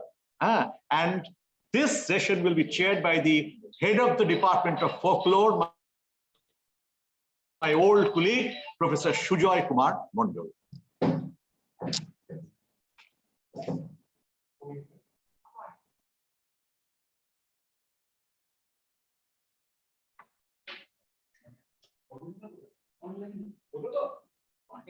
Good evening. Good afternoon, everybody. And now we enter into the academic session number 2. The first speaker is Dr. Debolina Devnath, Assistant Professor of the Department of Folklore, University of Kalyani. Please, I would like to request to deliver his presentation or speech, Dr. Debolina Devnath. Thank you, Professor Mondol. এখানে পর্দার ওপারে যারা আছেন এবং director in charge এই সেন্টারের এবং আমার সহকর্মী যারা, সবাইকে যথাযথ সম্মান জানিয়ে আমি আমার বক্তব্য পেশ করছি। আমার আজকে আলোচনার বিষয় হলো রানী ঝাঁসি বাহিনী ও নারী মুক্তি সংগ্রামের এক স্বতন্ত্র অধ্যায়। আমরা ভারতের স্বাধীনতা যুদ্ধের দিকে যদি একটু চোখ মেলি তাহলে দেখব যে বাংলার মনীষীরা যে চিন্তা ভাবনা এবং পথ প্রদর্শনের চেষ্টা করেছিলেন, নেতাজি ছিলেন তাদের সার্থক প্রবক্তা। ইংরেজ শাসন আমাদের ভারতের ইতিহাসে একটা নতুন অধ্যায় সূচিত করেছিল। কেন না, তার আগে যারাই ভারতবর্ষে এসেছেন তারা সবাই এখানকার অধিবাসী হয়ে গিয়েছিলেন, কিন্তু ইংরেজরাই প্রথম বিদেশি শাসক যারা অধিবাসী হয়ে ওঠার বদলে ভারতবর্ষকে অধিকার করতে চেয়েছে, শাসনের নামে লুণ্ঠন লুঠত রাজ চালিয়েছেন। এর বিরুদ্ধে সূচনা হয়েছিল জাতীয় মুক্তি আন্দোলনের, এবং গান্ধীজির জাতীয় চেতনাকে স্পষ্টভাবে রাজনীতির স্তরে নিয়ে গিয়েছিলেন নেতাজি। স্বতন্ত্র দৃষ্টিভঙ্গি এবং মৌলিক ধারণা তাকে তার সমকালীন নেতৃত্বদের থেকে আলাদা করে রেখেছিল। তার রাজনৈতিক সংগ্রামের প্রথম এবং প্রধান লক্ষ্যই ছিল স্বদেশের মুক্তি অর্জন। একথা ঠিক, কিন্তু সেই সঙ্গে তিনি নারী স্বাধীনতা, নারীর মুক্তি ইত্যাদির সন্ধানও কিন্তু করেছেন। স্বাধীনতা তার কাছে ছিল তিনজনের জন্য স্বাধীনতা। সেটা কি? সমাজ, ব্যক্তি, নর নারী, ধনী দরিদ্র, এদের জন্য স্বাধীনতা। আজাদ হিন্দ বাহিনীর প্রবাসী ভারতীয় বিপ্লবীদের কর্মোদ্যমের কথা ভারতের স্বাধীনতা সংগ্রামে এক বিশিষ্ট অংশ। আমরা নেতাজির কথা যেরকম স্মরণ করি, সেই সঙ্গে স্মরণ করি আজাদ হিন্দ বাহিনীর চেষ্টার কথাও। এই বাহিনীর লক্ষাধিক সৈন্যের অধিকাংশই এসেছিল কিন্তু সাউথ ইস্ট এশিয়ান কান্ট্রি তে বসবাসকারী যে ভারতীয় জনগণ, যে বেঙ্গলি ডায়াসপোরা, তাদের মধ্যে থেকে। তো নেতাজি বলেছিলেন, ভারতবর্ষে যে সংগ্রাম চলছে বাইরে থেকে তার শক্তি বৃদ্ধি করাই আমার দেশত্যাগের প্রধান কারণ। কারণ দেশের বাইরেও যে ভারতীয় জনগোষ্ঠী রয়েছে, তিনি চেয়েছিলেন যে তাদের এই মুক্তি সংগ্রামে সামিল করতে। এবং আজাদ হিন্দ বাহিনী শুধু ভারতবর্ষের মানুষকেই কিন্তু স্বাধীনতা সংগ্রামের অনুপ্রেরণায় উদ্বুদ্ধ করেনি, সেই সঙ্গে কোরিয়া, ইন্দোচীন, ইন্দোনেশিয়া, সিরিয়া, প্যালেস্টাইন, মানে সব জায়গাতেই শাসন এবং শোষণের বিরুদ্ধে কি করে বিদ্রোহের আগুন জ্বালাতে হয় সে ব্যাপারে তিনি সচেষ্ট হয়েছিলেন। জাতি, ধর্ম, বর্ণ, লিঙ্গ বৈষম্য প্রবলভাবে তখন ভারতবর্ষের বুকে প্রচলিত ছিল, এবং এই সমাজ কাঠামো সম্পর্কে কিন্তু নেতাজি যথেষ্ট সচেতন ছিলেন। আর সেই কারণেই নিচু জাতি, শ্রমিক এবং নারী, এই তিন নিপীড়িত গোষ্ঠীর ক্ষমতায়নে তিনি সচেষ্ট হয়েছিলেন। আমরা মিসেস মাধুরী বোসের বক্তব্যেই শুনেছিলাম যে গীতাকে অটোগ্রাফ খাতায় লেখা যে তার মন্তব্যের কথা, যে নারী জীবনের মূল্য পুরুষের থেকে কোনো অংশে কম নয়, সন্তান উৎপাদন এবং রন্ধন কার্যের জন্যই কিন্তু তার জীবন নয়। এটা মর্মে মর্মে উপলব্ধি করেছিলেন নেতাজি। আজ আমরা নারীবাদী আন্দোলনে সামিল হচ্ছি, নারীর ক্ষমতায়ন সম্পর্কে নানান কথা বলছি, আধুনিক সমাজ সংস্কার প্রকল্প, বেটি বাঁচাও বেটি পড়াও, কন্যাশ্রী, রূপশ্রী, নানান প্রকল্পের ক্ষেত্রে নারী বিষয় হিসেবে উঠে আসছে, কিন্তু সময়ের থেকে অনেক বেশি এগিয়েছিলেন নেতাজি। তিনি বলেছিলেন যে আমাদের মাতৃজাতিকে আমরা যদি শক্তি স্বরূপিণী করতে চাই, তাহা হইলে বাল্য প্রথা, বিবাহ প্রথা উচ্ছেদ করিতে হইবে, উপযুক্ত স্ত্রী শিক্ষার আয়োজন করিতে হইবে, বালিকা ও তরুণীদের ব্যায়াম শিক্ষার এবং লাঠি ও ছোড়া খেলা শিক্ষার আয়োজন করিতে হইবে, এমনকি স্বাবলম্বী হইবার মতো অর্থকরী শিক্ষাও দিতে হইবে, এবং বিধবাদের পুনর্বিবাহের অনুমতি দিতে হইবে। তিনি তার দীর্ঘ পারিবারিক জীবনেও দেখেছেন নারীর সক্ষমতাকে, এবং তার জীবন এবং কর্মক্ষেত্রে যে তিনজন নারীর ভূমিকা অনস্বীকার্য, তিনি হচ্ছেন তার দীক্ষাগুরু, শিক্ষাগুরু দেশবন্ধু শ্রী বাসন্তী দেবী, তার মা প্রভাবতী দেবী এবং মেজ বৌদি বিভাবতী দেবী। এবং 1924 সালে সুভাষচন্দ্র আত্মশক্তি পত্রিকার সম্পাদকীয়তে লিখেছিলেন, আমাদের সমাজে নারীর পূর্ণ স্বাধীনতা চাই।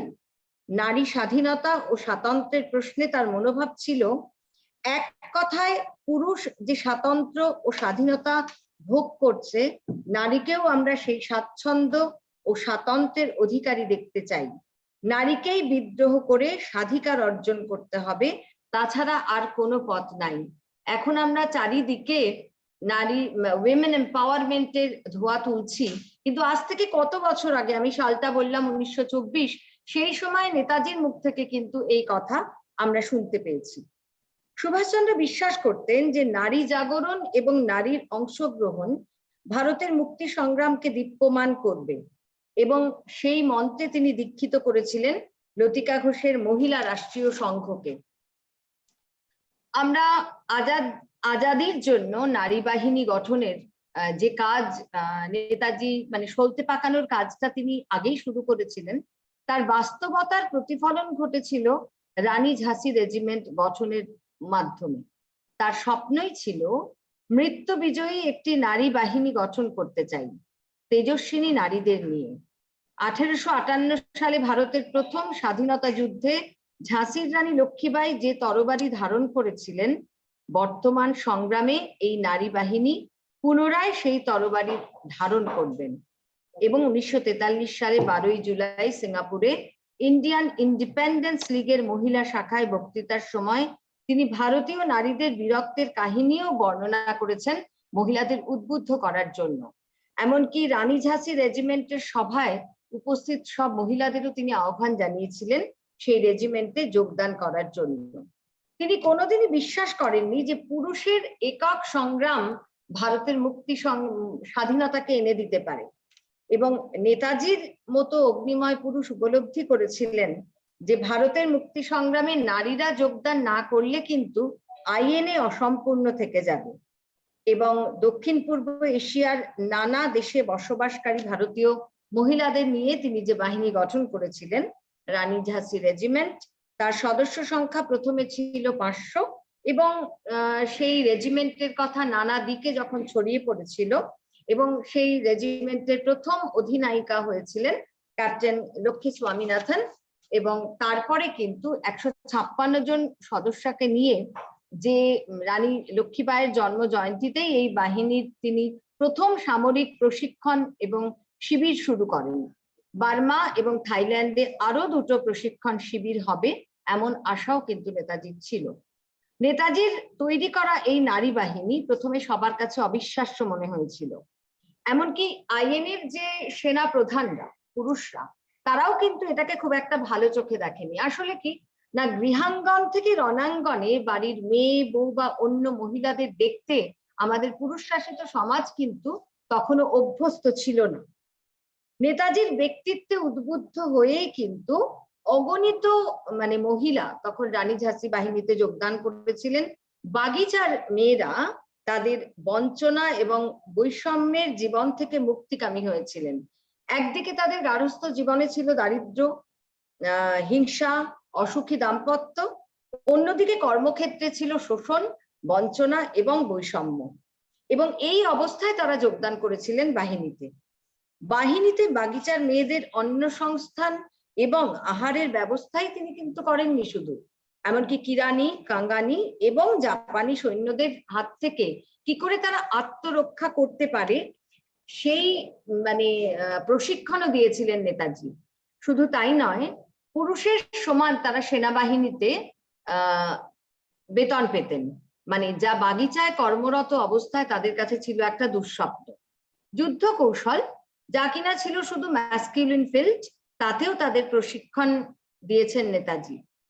আমরা পরবর্তীকালে লক্ষ্মী স্বামীনাথন মানে তার অটোবায়োগ্রাফি, প্রতিমা সেন, মমতা মেহতা, রানী ভাদুরী, লাবণ্য চট্টোপাধ্যায়, অঞ্জলি ঘোষ, মানবতী আর্যা, জানকী থেবারের লেখা থেকে জানতে পেরেছি যে সেনাবাহিনীতে মানে রানী বাহিনীতে বিশেষ করে তারা কি কঠোর পরিশ্রমে কাটিয়েছেন দিনগুলো। এমনকি রানীদের সেবা ধর্মের স্বাক্ষরও আমরা পেয়েছি শাহনাজ খানের লেখাতে, তাদের সাহস এবং কর্তব্যনিষ্ঠার কথা। তিরঙ্গা ঝান্ডা উঁচা রাহে এই স্লোগান কণ্ঠে নিয়ে তারা কিন্তু রুট মার্চ করেছেন, বন্দুক, পিস্তল, টমি গান, সঙ্গীন হ্যান্ড গ্রেনেড চালানোর শিক্ষাও পেয়েছেন। জনৈক ময়ের জবানিতে পাওয়া গিয়েছিল এরকম লেখা যে মাইল খানিক দূরে ব্রিটিশ সৈন্য দল আমাদের জন্য ওত পেতে রয়েছে। কখন আমাদের বন্দুক ছুটতে দেওয়া হবে আমরাও হুকুমের অপেক্ষায় আছি।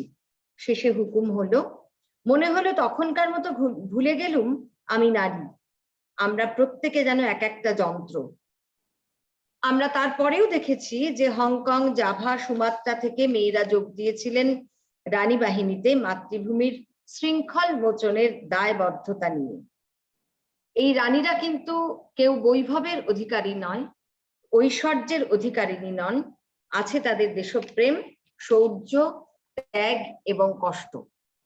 কঠোর নিয়ম কানুনে চলতো তাদের প্রাত্যহিক জীবন, এমনকি সেবিকা গঠনের কাজ, যেটা চাঁদ বিবি নার্সিং কর্পস গঠনের মধ্যেও আমরা দেখেছি। এমনকি জাতীয় ভাষা শিক্ষা, মানচিত্র শিক্ষা, ইতিহাস চর্চার পাঠও চলতো।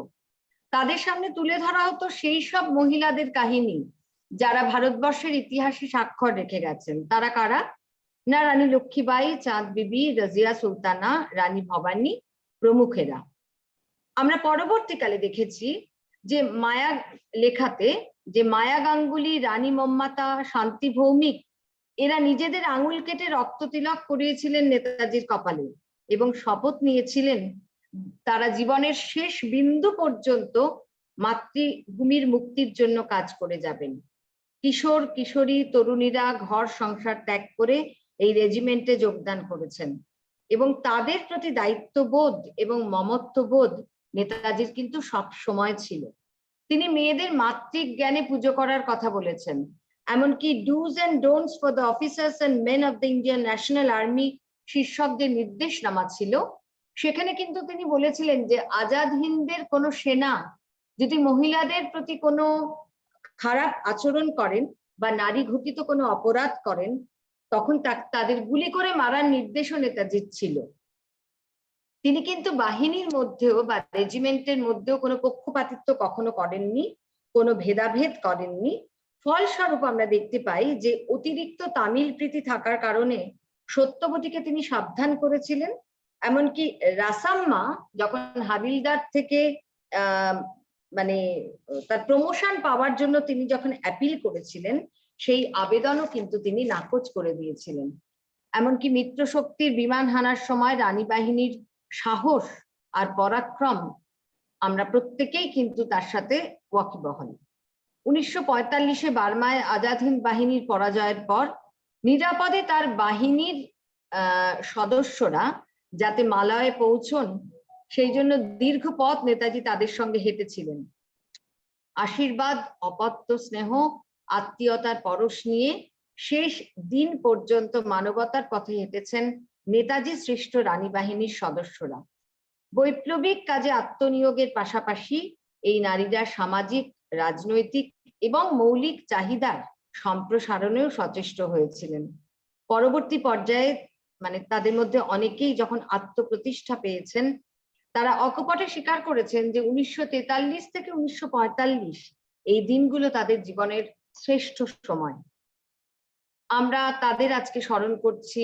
আমরা আমাদের এই ওয়েবিনারে আশা সহায় চৌধুরীকে এনেছি, কিন্তু একটা প্রশ্ন আমাদের থেকেই যায়, সেটা হচ্ছে এই নারী যারা প্রায় কিশোরী বয়স থেকে, আমরা আশা সহায়ের কথাতেই তো দেখেছি যে 16 বছর বয়সে তিনি যোগদান করেছিলেন। তো কিশোরী বয়স থেকে যারা নেতাজির ডাকে সাড়া দিয়ে মুক্তি সংগ্রামে ঝাঁপিয়ে পড়েছিলেন, আমরা তাদের সবাইকে কতটা মনে রেখেছি। এদের কাছে তো ঋণী আমরা সকলে, যে স্বাধীনতা তাদের হাত ধরেও এসেছিল। আমরা যারা শান্তিতে এখন দিন কাটাচ্ছি, আমরা কি তাদের স্মরণ করছি? স্বাধীনতা দিবসের আড়ম্বরে কতটুকু উচ্চারিত হয় তাদের কথা? স্বাধীনতার জন্য লড়াই করেছেন, কিন্তু স্বাধীনোত্তর ভারতবর্ষে দুমুঠো খেতে পাওয়ার জন্য লড়াই চালাতে হয়েছে এদের মধ্যে অনেককেই। এমনকি ফ্রিডম ফাইটারের পেনশনটুকুও তারা অনেকেই পাননি। এদের প্রতি বঞ্চনা আমাদেরই লজ্জা। তাই ঋণ শোধের ব্যবস্থা করা হয়নি, কিন্তু আজকে এই ওয়েবিনারের মাধ্যমে আমরা তাদের জানাচ্ছি সশ্রদ্ধ প্রণাম। ধন্যবাদ সবাইকে আমার বক্তব্য শোনার জন্য এতক্ষণ ধৈর্য ধরে। Thank you, Dr. Debolina Devnath, for his interesting deliberation. Now, I would like to request Dr. Nivedita Saha to deliver our presentation. Thank you, Professor Mundul. Good afternoon, everybody, and Jai Hind. I sincerely convey my gratitude to the Center of Studies for Bengali Diaspora for giving me this opportunity to speak on something that is, is unwritten, unspoken, and it is barely unwritten, unspoken, and unknown. That is the Gorkha diaspora in the Indian National Army. The Gorkha participation in the Indian National Army is one of the significant annals in the history of Indian freedom struggle. Yet it has not received its due and adequate attention. Many books and many articles have been written about Indian National Army, but yet these people, these Gorkhas, many even doubted their loyalty to the Indian freedom struggle. Why? Many even doubted that whether they actually, many Gorkhas participated in the freedom struggle and they were part of the Indian National Army. Yet many Indians doubted their loyalty because of their close association with the British Indian Army. Now, who are these Gorkhas? We have to know a little bit of history to understand these people, where did they come from? Actually, they are the Nepali immigrants who immigrated to India and they have settled in India. They have settled in various parts of India, specifically the Himalayan region, Nainital, Almora, Dehradun, Dharmshala, and specifically in Darjeeling. To know about these Gorkhas, we need to know about the history of Darjeeling. This Darjeeling district, which is a part of West Bengal now, was a part of the Kingdom of Sikkim. It was captured by Nepal, and in the Anglo-Nepal War, the British East India Company took over this area. Now, when after the British took over this area, they handed Darjeeling back to the Raja of Sikkim because of his help during the Anglo-Nepal War to the British. Now, the headquarters of East India Company was located in Calcutta, which was quite uncomfortable during the summer months. So they wanted a sanatorium for these white people. But Nainital, Almora, these hilly stations were quite far off from Kolkata. They tried to develop Siliguri, yet Siliguri is a very damp area, which is very, very, it is almost very humid and it almost rains all over the year. So English resident of Malda undertook a survey into the Sikkim hilly areas and found that Darjeeling could be developed as a very good sanatorium for the British East India Company. Now, after that, they asked Sikkim to return back that area. In 1841, Dr. Campbell planted some tea seeds in this area and found that this can be a very good, Darjeeling can be a very good tea growing area. And for tea garden, we need workers. Where do we find workers in Darjeeling? The place Darjeeling was it was sparsely populated place. It was inhabited by initially Lepchas, Bhutias, and these people were very small in number. The population was a minor one.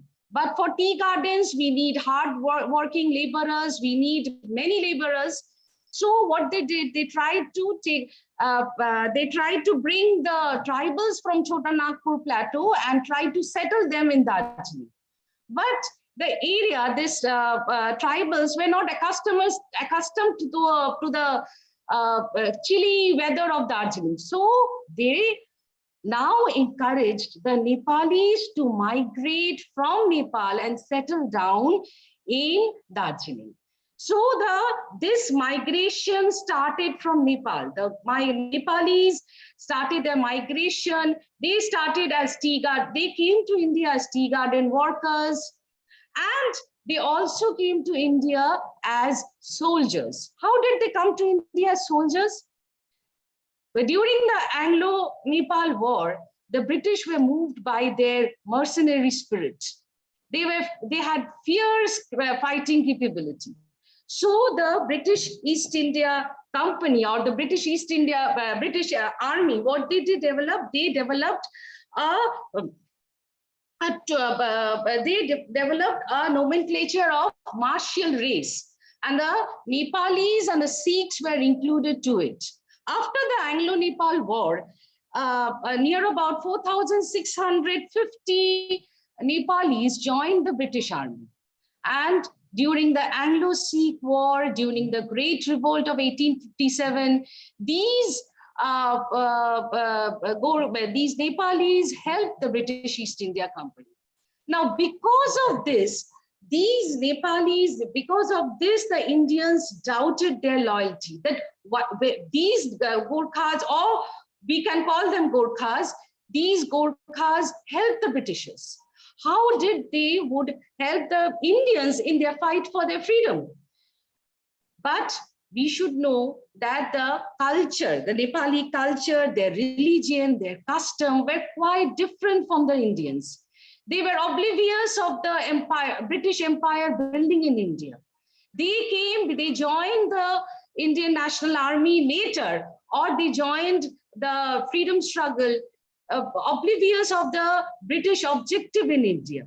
They did not knew about this.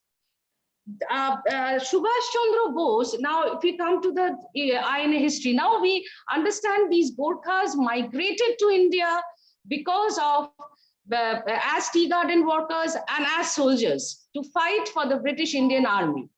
But these Gorkhas participated in the Indian freedom struggle. They participated in the Swadeshi movement. They participated in the non-violent movement. They participated. When Gandhi told them to participate, but when Gandhi called them to participate in the freedom struggle, they did so. And when specifically when Netaji became the president of the Indian National Congress in 1938, 1939, he gave a call to the Gorkhas to join the Indian National Congress. He wrote a letter to Dambar Singh, who was the president of the All India Gorkha League, that the interest of the Gorkhas have been neglected because they were a small minority. During when Netaji founded the Indian National Army, many Gorkhas also joined the Indian National Army. When Singapore was captured by the Japanese, then there were near about 4,500 prisoners of war. During a speech given by Chief of Intelligence of the Japanese Army, whose name was Iwachi Fujiwara, he tried to explain the prisoners of war that they should join the I.N.A. because of the Fujiwara informed the prisoners of war that the Britishers would be defeated and India would get freedom. But these Gorkhas were in a psychological shock. They could not make up their mind whether to join the I.N.A. or to remain within the British Indian Army. After the speech given by Captain Mohan Singh and Pritam Singh, they decided that they should join the Indian National Army. And these Gorkhas were not only from Darjeeling, but they were from various other places. They were from Dharmashala, they were from Dehradun, they were from Almora, they were from Nainital. For example, Captain Sher Bahadur Bhandari belonging to the 2x9 Gorkha Rifles, and Naik Dhan Bahadur Guru belonging to the 2x2 Gorkha Rifles. hailed from Dehradun. Captain Bhim Singh Thapa of 2x1 Gurkha Rifles and Lance Naik Bahadur Singh were from Almora. Now, these Gurkha members of the I.N.A. were Netaji was really awed by their classic fighting spirit and their courage. They could they could tolerate any kind of climatic hazards. Their physical hardiness was really praiseworthy, and moreover, they could fight in the hills and mountains of thick jungles of Indo-Burma border. And Netaji was astonished by their guerrilla skills. He was awed by their courage and fighting skills. And one advantage of these Gurkhas were of their physical similarity. You cannot, separate these from the original inhabitants of. You cannot separate these Gurkhas from the original inhabitants of Burma. So these Gurkhas were used for espionage and subversive attacks, and these were very dangerous too. They were used for instigating the British Gurkha soldiers in the British Indian Army to rebel against the commanders there. These, because they were, they looked similar. So these Gurkha soldiers could disguise themselves as Indian Gurkhas and could penetrate into the Indian army and instigate the Gurkhas in the Indian army to rebel against the commanders there. If we can cite some example, for example, when during a war in the Arakan Hills, Netaji needed to depute someone for anti-British propaganda. He wanted somebody to, the British Indian army was stationed opposite a hillock, and the I.N.A. was, this Indian army and the I.N.A. British Indian army and the I.N.A. were deployed in the opposite sides of a hillock. So Netaji wanted somebody to cross the hillock and go to the Indian army camp and instigate somebody there, instigate the soldiers there and distribute pamphlets. For that, Lieutenant Durga Bahadur came out, who was a Gurkha, and told Netaji that he could cross over the hillock and distribute the pamphlets. He did that. He crossed over the hillock, distributed pamphlets among the Indian soldiers in the British Army, and hold secret meetings, and again then came back successfully. There were other names too, like Kalu Singh Lama, who died at the banks of River Chindwin, fighting with his old rifles against motorized troops. There was Manilal Guru, who also died near Imphal in the Indo-Burma border. A name can be taken of Sheetal Bahadur, who fought with his. There was a hand-to-hand fight, and this Gurkha soldier died there. Name can be taken of Gan Singh Bisp, whose old rifles were no match against the motorized and new technology weapons. Lastly, he fought with his Kurgi. Even some teenage Gurkha fighters camouflaged themselves with bushes and went underside the British tanks and tried to blow that up. And Netaji was eyewitness to it. According to a Gurkha Indian historian, there were 25 Gurkha martyrs in the I.N.A. Their name was Major Durgamala Thapa, Captain Dal Bahadur Giri, Lance Naik, Bahadur Singh, Kul Bahadur, and many. Captain Durga Mala and Captain Dal Bahadur Thapa were executed in the Red Fort, and they were hanged to death.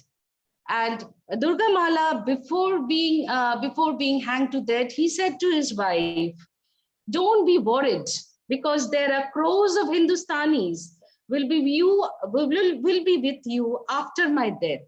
The sacrifice I am offering shall not go in vain. I am confident this is only a question of time." The court-martial that was constituted for the trial and disposal of the cases of the I.N.A. soldiers captured by the British Indian Army had set forth certain principles for the purpose of awarding punishment on the basis of the degree of severity of the offenses committed by the I.N.A. soldiers. It was white. Those who were classed as white would be acquitted and restored to their previous service. Those who were classed as gray would be tried, dismissed, and released.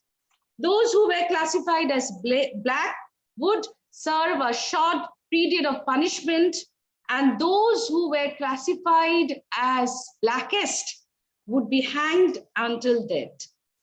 And we know that these two Gorkha soldiers, that is Major Durga Malla and Captain Dal Bahadur Thapa, were classified as the blackest and were hanged to death. So these Gorkha soldiers, these Gorkhas played a very significant role in the Indian National Army. And the song that was sung by our Lieutenant Bharti Shah, Bharti Shah Chaudhary, that is Kadam Kadam Baraye Ja, was actually composed and tuned by a Gurkha whose name was Ram Singh Thakuri, who was a Gorkha bandmaster of the I.N.A. So while, in this seminar, while we are remembering, trying to recall and remember the role played by many, we should not forget the role played by the Gurkhas. They should receive their adequate and due attention. And it is a time we should remember their contribution. Thank you. Thank you, Dr. Nivedita Shah, for enlightening us on Gorkha diaspora in the context of Indian National Army. The next speaker is Dr. Pratip Chattopadhyay.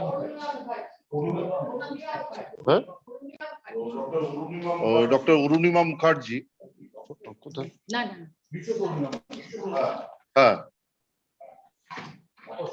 May I address something to Dr. Das? Yes.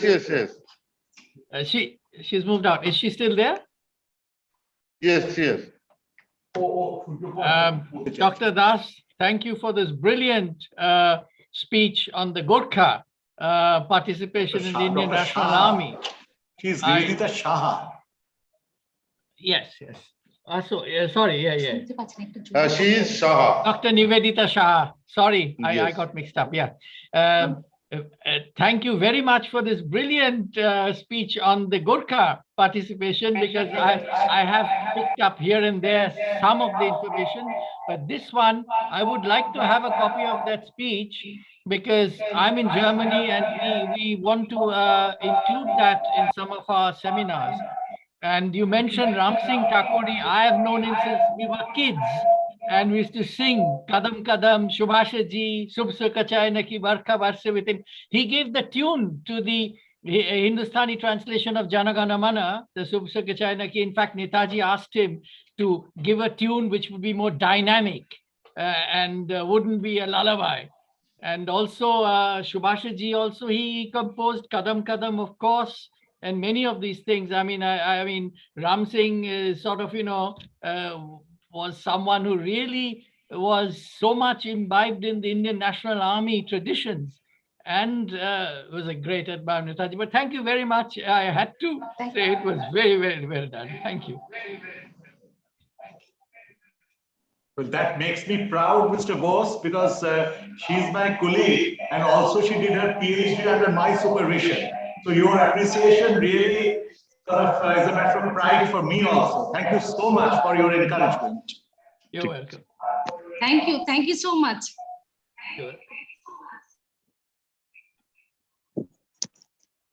Shall I start, sir? Yes, please go ahead. Good afternoon to one and all. I thank Professor Shomit Mukherjee, sir, for accepting my paper, and now Chairperson Professor Sujoy Kumar Mondal, sir, to ask me to present. The title of my paper as given is Radio, Nationalism and Diaspora, Understanding the Role of Azad Hind Radio. Let me first define diaspora. As I see from my disciplinary prism, in mass communication, the principal area of investigation is the relation between communicator and communicated, or between source of oration and audience. In this perspective, diaspora means a set of audience in a different cultural context, having different interpretation from another set of audience of the same communicative message in the country concerned. So diaspora community from mass communication perspective is a community having different perception from their native community residing in native country. In same argumentative line, diaspora nationalism is also different in tone and texture, if not in vision from the native nationalism. And one line difference would be diaspora nationalism is broad based while native nationalism had to tackle many social divisions. So radio, as we all know, has been a very important tool for communication from late 19th century, but it could popularity as a medium of propaganda in early 20th century during the two World War periods. Radio thus is used for raising the tempo or spirit of nationalism in its ultra form or chauvinist form through propaganda, particularly in European countries. So radio nationalism means the use of radio for raising national solidarity and national consciousness. Let us highlight a less explored dimension of engagement of Subhash Chandra Bose with radio in his quest to establish free India in overseas. Well versed with technological advancement in European countries, as Netaji was from the very beginning of designing Azad Hind Fauj, created Azad Hind Radio as a shortwave frequency radio communicative platform that Subhash Bose used to convey his secular nationalist vision first once a week and then twice a week for 15 minutes for both overseas and Indian audience. His speeches were also translated in 15 languages and broadcasted. Subhash Bose used his Azad Hind Radio first with help of Mr. Nambiar in Germany, and then in close proximity with Iqbal Shedai and his Radio Himalayan in Rome. Bose took Shedai Azad Bharat Radio as the main contender of Azad Hind Radio. While Shedai was propagandizing for Muslim communities, Subhash Bose had a secular outlook. Finally, when Subhash Bose shifted to Southeast Asia, he broke ties with both Shedai and Nambiar and tried to be autonomous in designing, coding and disseminating his messages through radio communication in Azad Hind Radio. Among Southeast Asian cities, like Rangoon, became the main area from where broadcast was taking place of Azad Hind Radio. So the main argument of my paper is that the diaspora community of Southeast Asia was more receptive to Azad Hind Fauj and associated Azad Hind Radio than other places in the overseas like Rome or Berlin. To conclude, it can be said that radio as a tool for propaganda, both for Azad Hind Fauj and for a secular vision of India, was used by Subhash Bose in an innovative way through the use of Azad Hind Radio. So thank you for your patience hearing. Thank you. Thank you, Arunima. In the academic session 2, 3 papers were presented here. Now all the papers are open for discussion. Any comments or any queries or any questions from the participants? Please go ahead.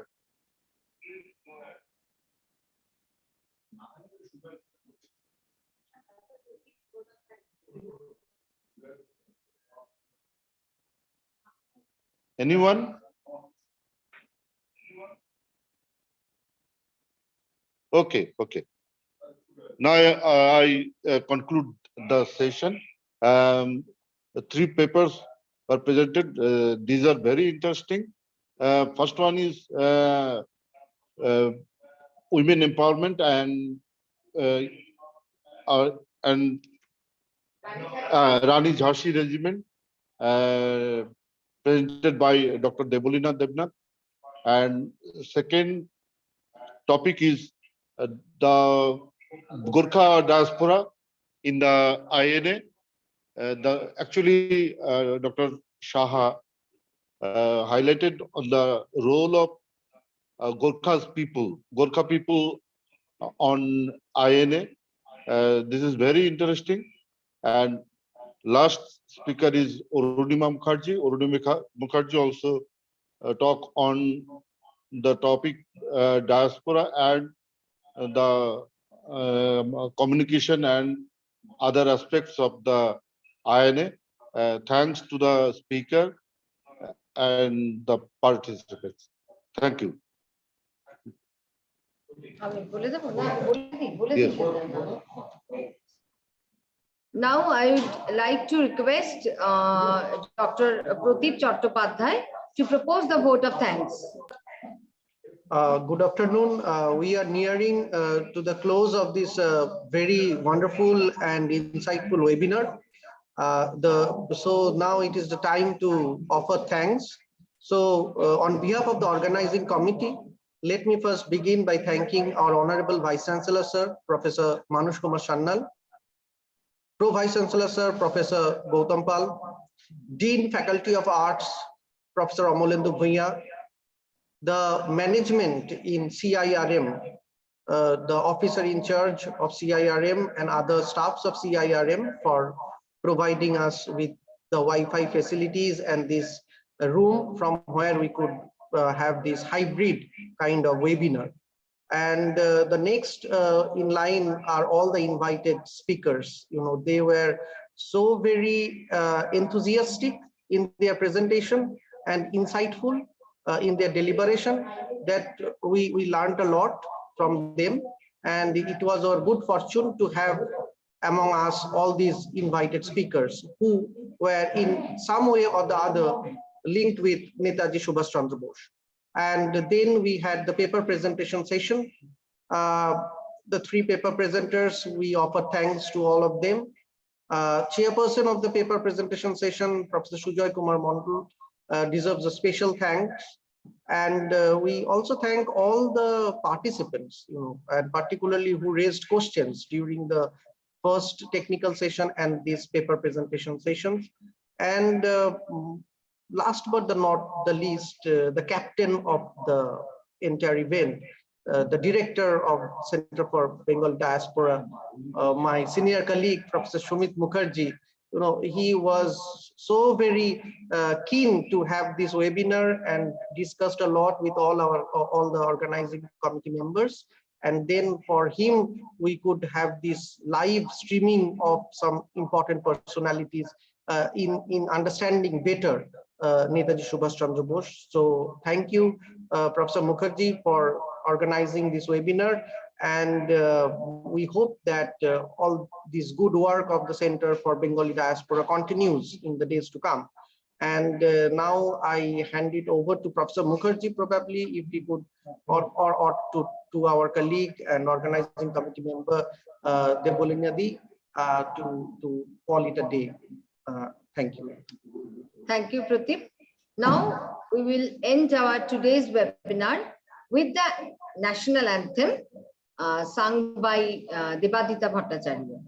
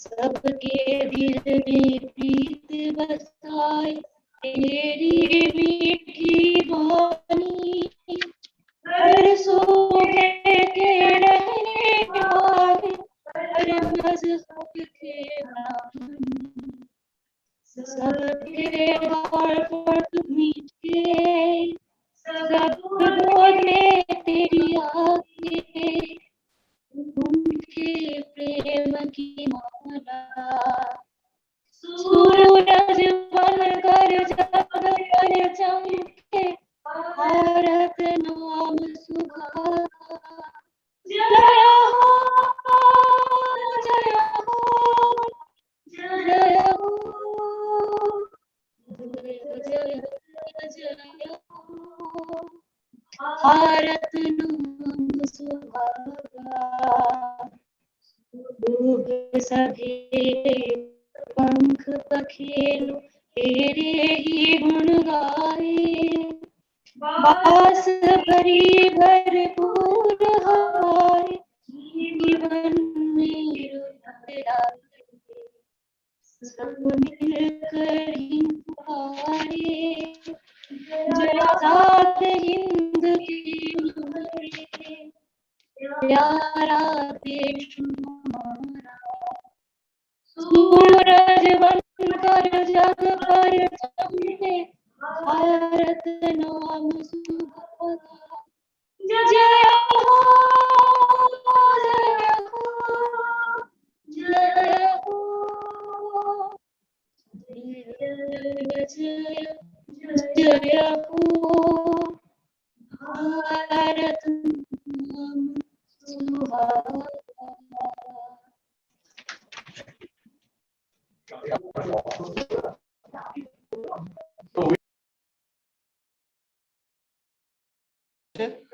So thank you all our distinguished guests, and as well as my colleagues from the university for participating wholeheartedly in this program. And now is the time to call it a day. Thank you all. We end here. Jai Hind. Jai Hind ta bhagish mone koriye Jai Hind.